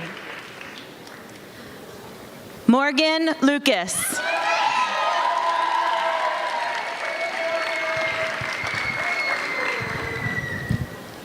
Hayden Lund.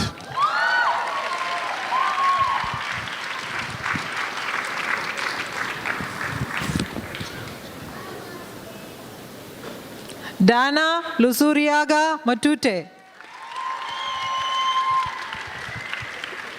Congratulations, Kyle. Kyle Mackelberg.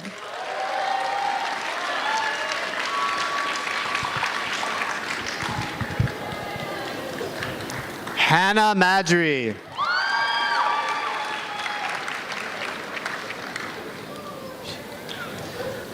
Tazee Mahasheen.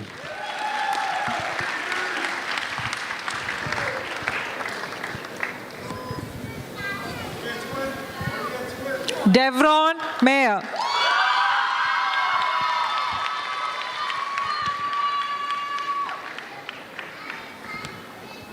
Zamaya Mans.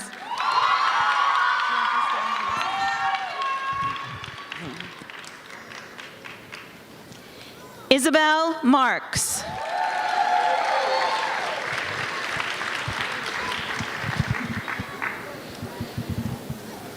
Sharaya Marsden.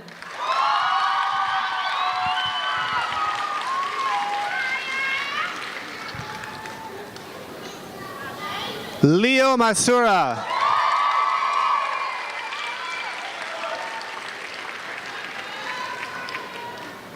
Sasha Mayer.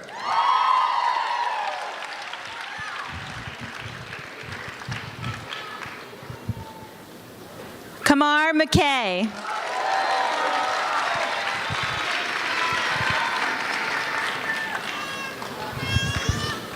Jaquez McKeever.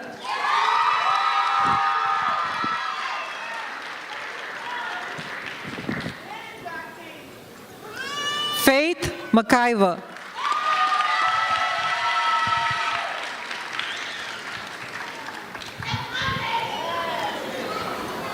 Alexandra Medina.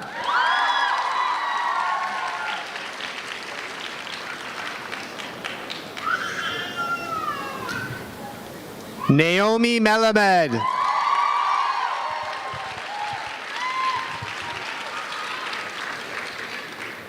Mira Miola.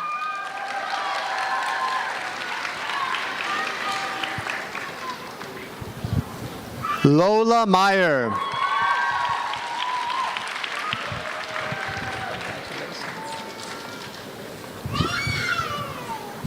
Destiny Miles. Tara Mladenovic, right? Tara Mladenovich.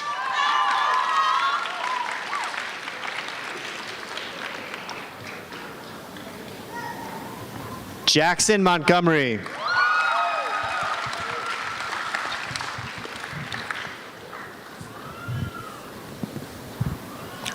Aliyah Montague Peters.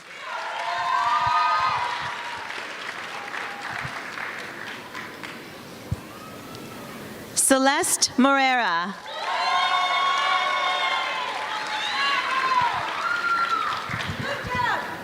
Asiel Moreno.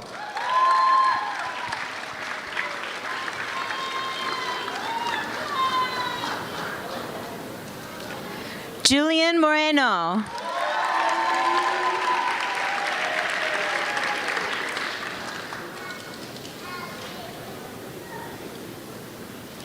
Mackenzie Kenzo Morgan.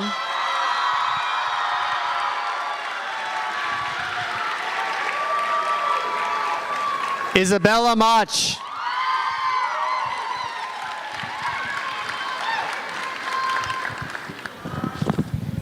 Najia Mohammed.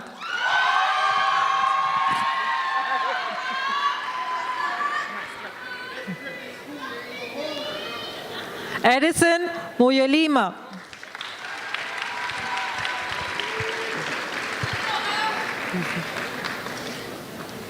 El Nair.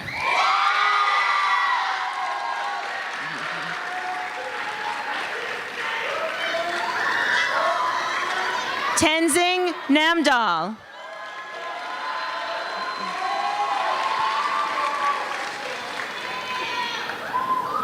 Max Negbauer.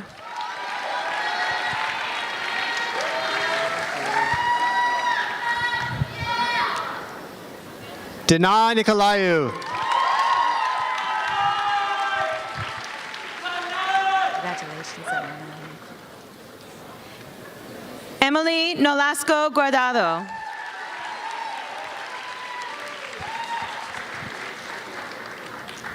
Delling O'Connell.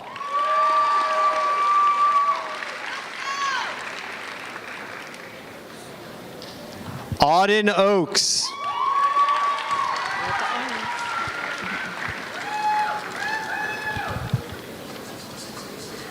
Nola Ray Odin. Nice bicycle. Ethan Odunsi. Congratulations. Cassandra Oduro.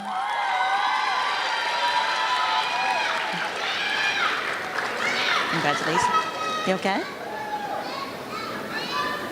Chelsea Oduro.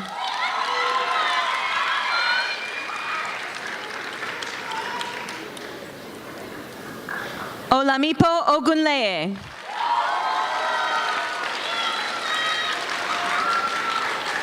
Oh, my sleeve keeps getting hot. Isioma Oko.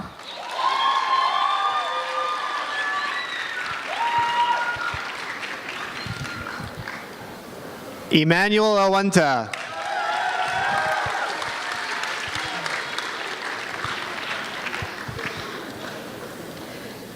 Precious Ajwa Ajama Opoku Kisi.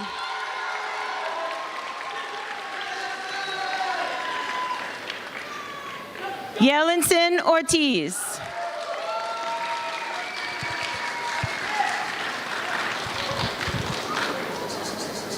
Adriana Pacheco.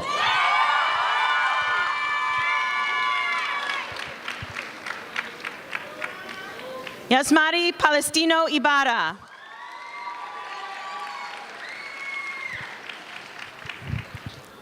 Sharif Parvez.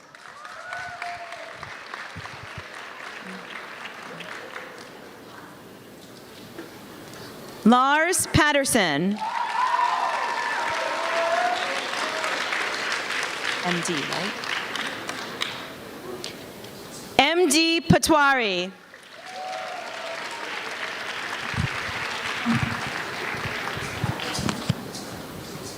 Jocelyn Pakar.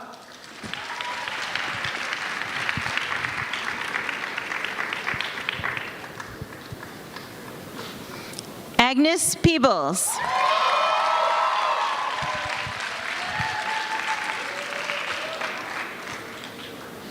Ageless Peleas Altamirano.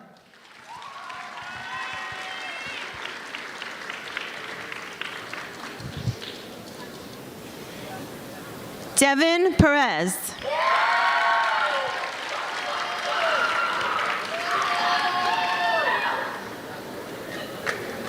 Alyssa Perry.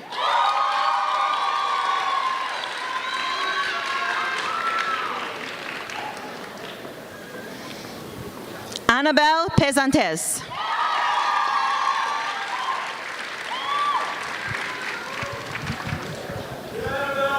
Henrietta Pugh.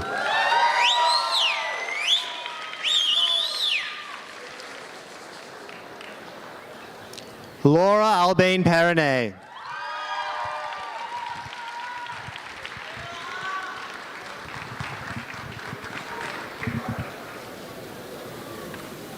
Elijah Phillips.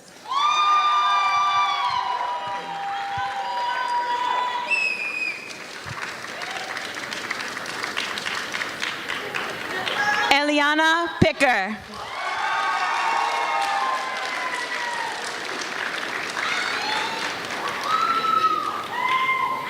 Emily Pinos.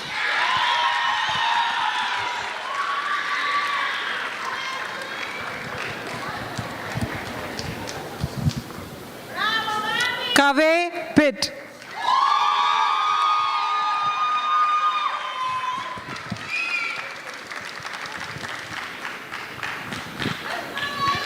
Rosebud Pleasant Wright.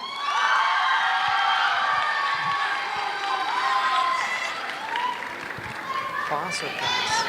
Class. Class. Okay. Arjun Pras.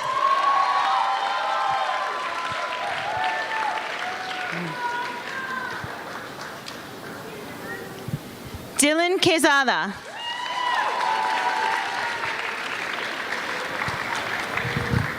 Alexander Quito Tenesaka.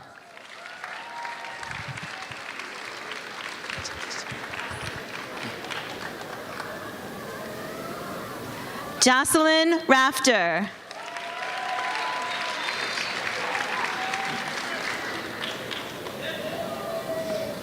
Adrita Rahman.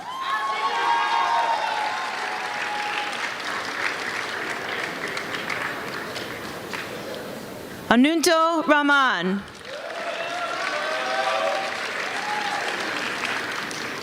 Congratulations, Nakib Rahman.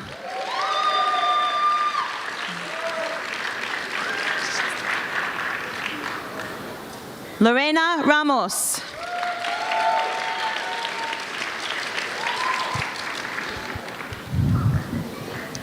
Sitara Rashid. Congratulations, Tassin Razia.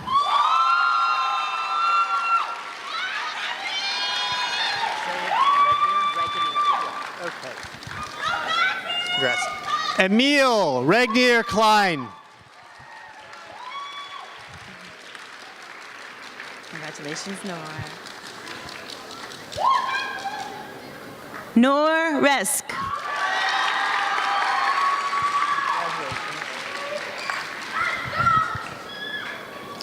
Arabella Rhodes.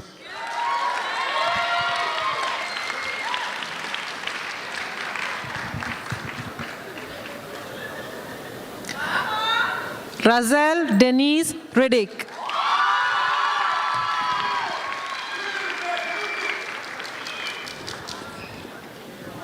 Shaisha Richards.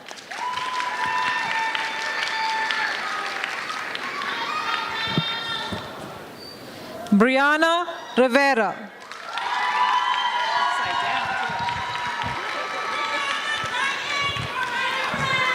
Milton Rodas Carranza.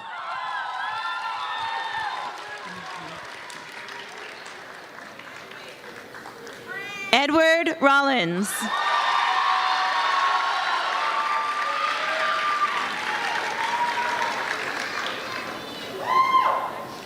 Josh Rosenstein.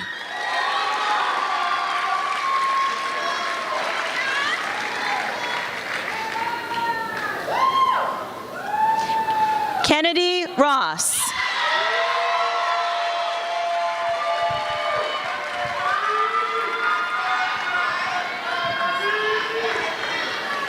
Crisante Rowe.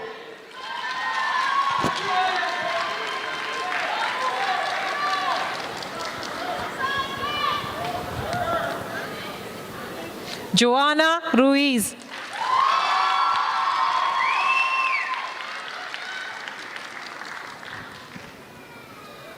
Catherine Ruiz.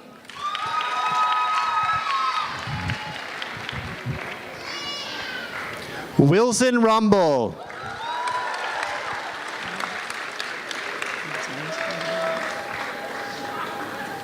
Thomas Ryan.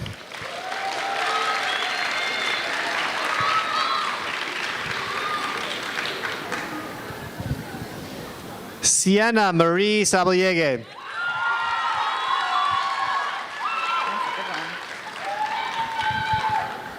Wyatt Saul.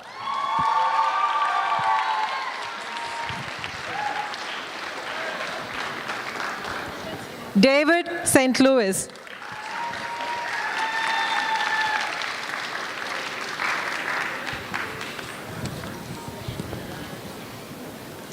Juliet Angelina Samla.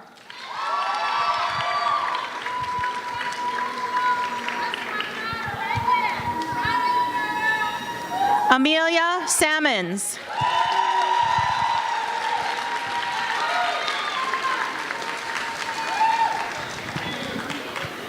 David Sanchez Payano.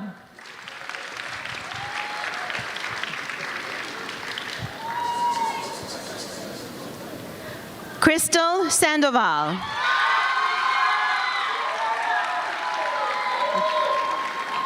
Congratulations, Chris.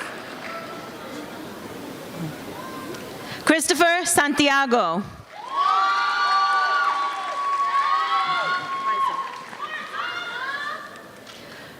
Faiza Sarkar.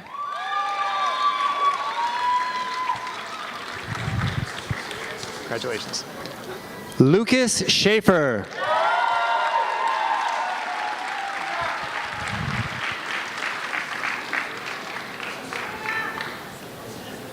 Amira Najee Scott.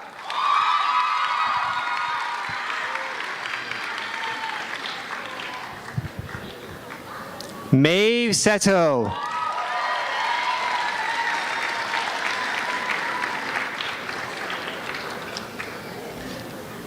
Sabit Shaheen.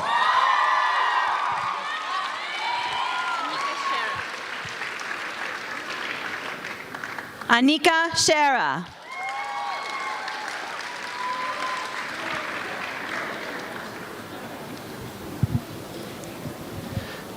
Kaiki Shido.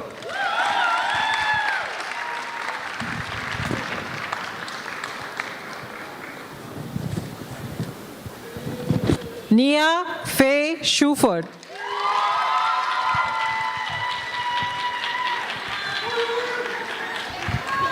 Emilia Solano.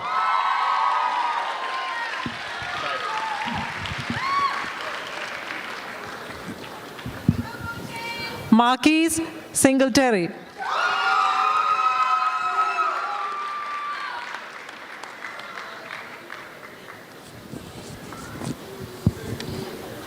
Malay Nicole Slater.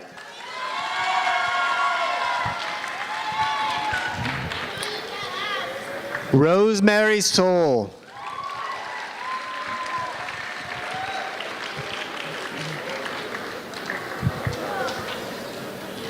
Christopher Sterling.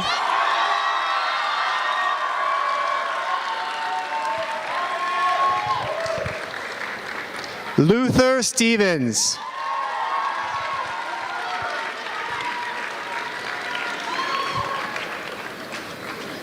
Shamar Stewart.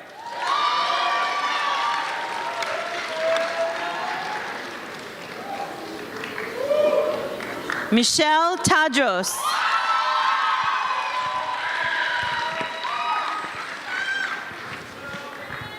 Samaya Tate. Congratulations. Racy Tan.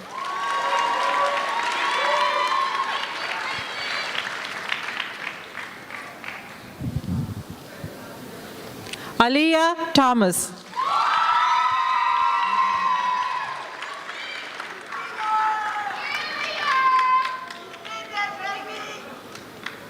Alexandria Thomas.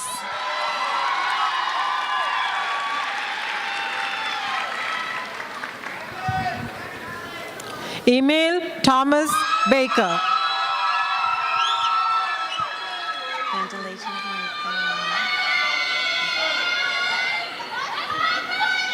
Michael Thompson.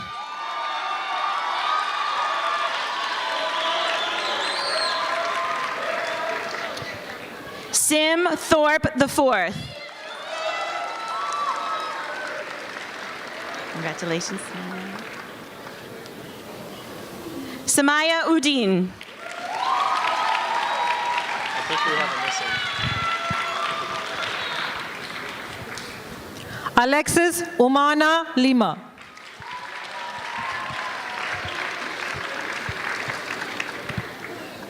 You ready? Malaysia Uzel.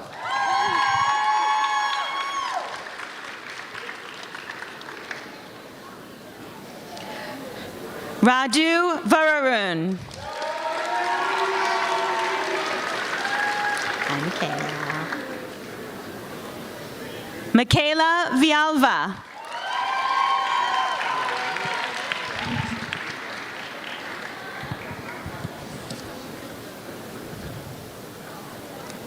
Maria Vilasa Cunha.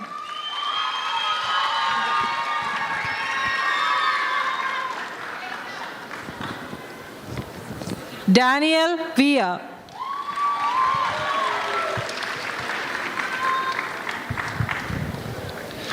Elisa Volmar Andujar.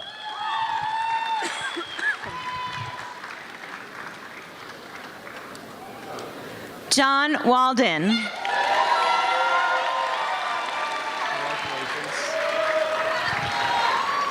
Zephyr Weinreich.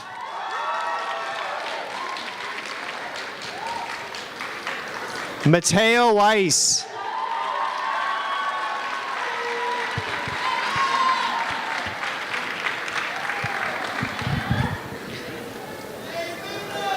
Malaya Belbon.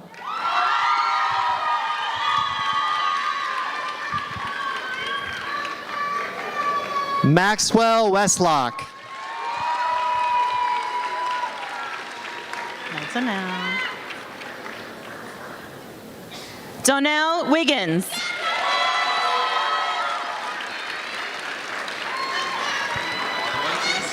Oh, good. Godwin Wilson Livingstone.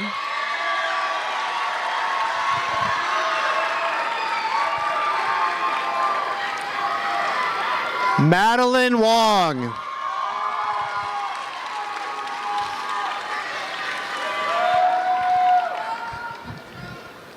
Kaio Yamada.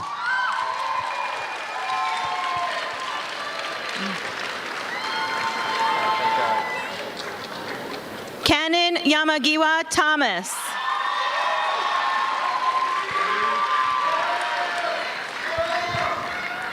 Andy Yang.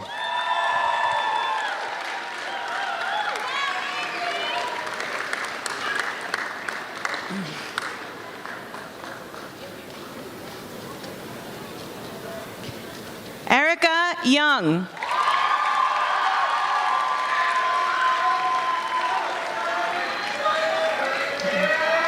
Maya Yulman. Congratulations, Andrew. Andrew Zaharakis.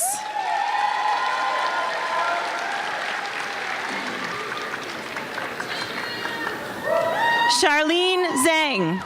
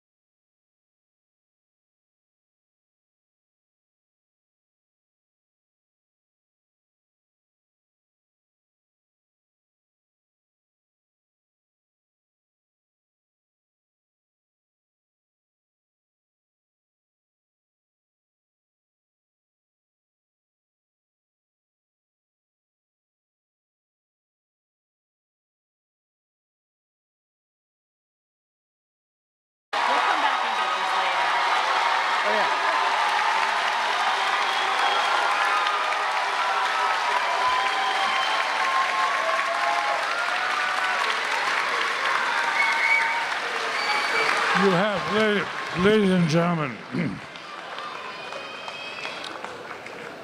you have one more chance for applause. Will the graduating class please stand? The graduating class please stand.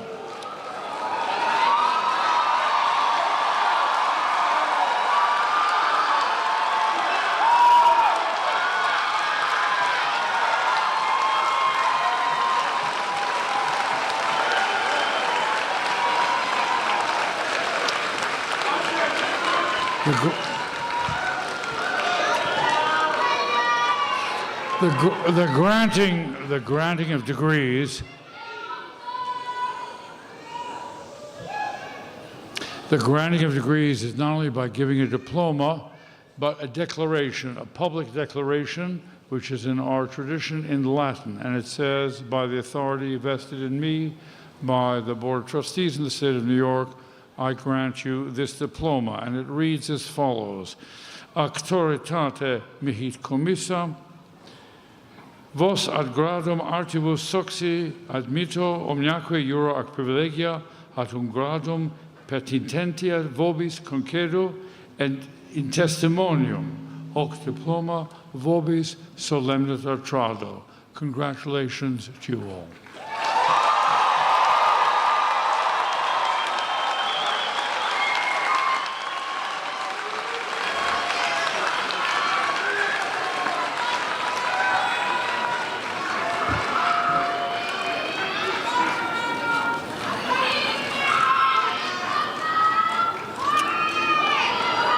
So we have a few more ceremonial items to wrap up our commencement ceremony. I will ask that the members in the audience please remain seated while we go through these items. This will be followed.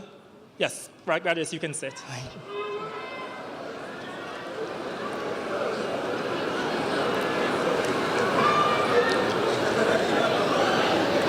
So we have a custom that we will do, which is the ringing of the Burmese gong.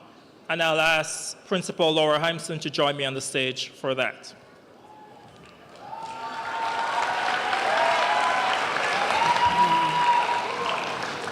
So while I explain the tradition, I'm going to invite back to the stage our three student speakers. If you three could make your way and join me on the stage. As perhaps you've already read in your program towards the end, that this tradition, along with this beautiful gong, was gifted to us by one of our founding deans, Ba Win. The Burmese singing gong is played at the conclusion of ceremonial occasions. The reverberating sound that you will hear conveys our fondest prayers and best wishes for success to the graduates. The gong will be struck 3 times, once each by these 3 students. Following the last echo of the gong, this part of the ceremony concludes.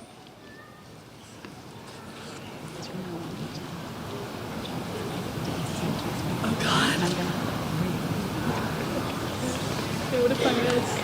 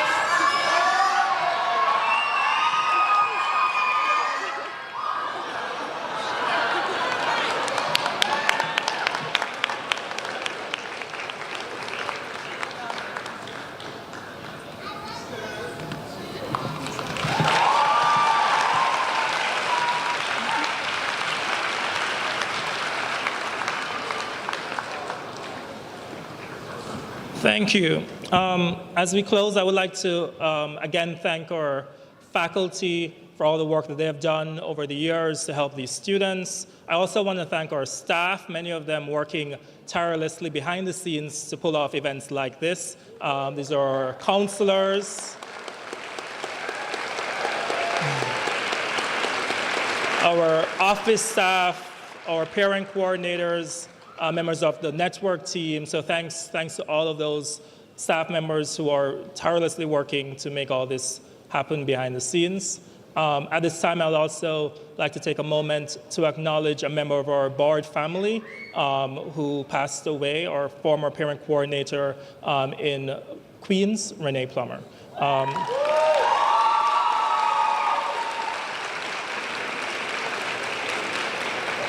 Renee, who graduated from Bard College, will be fondly missed by all of us in the early college community, and we only hope that our work continuing can live in her legacy.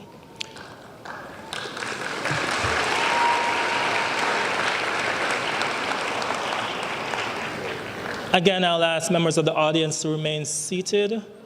We will have next the closing prayer. And then there will be a procession leading first from the members on the podium and on the stage, followed by our graduates, and then followed by our guests. So the guests do need to remain seated, having the aisles cleared so that those of us on stage and our graduates can process out. Thank you. At this time, I welcome back to the stage Rabbi Joshua Buttiger.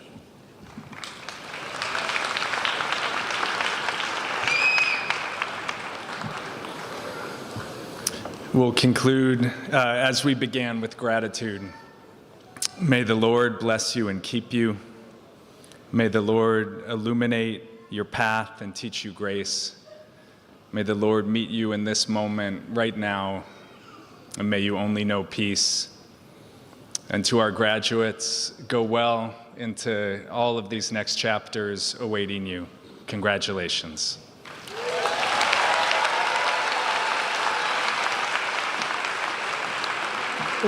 One additional ceremonial thing. Could all the graduates please rise?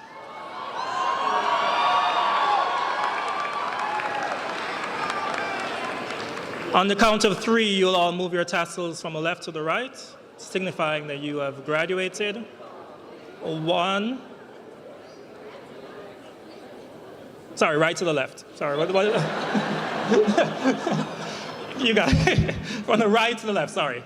All right, so 1, 2, 3. Congratulations.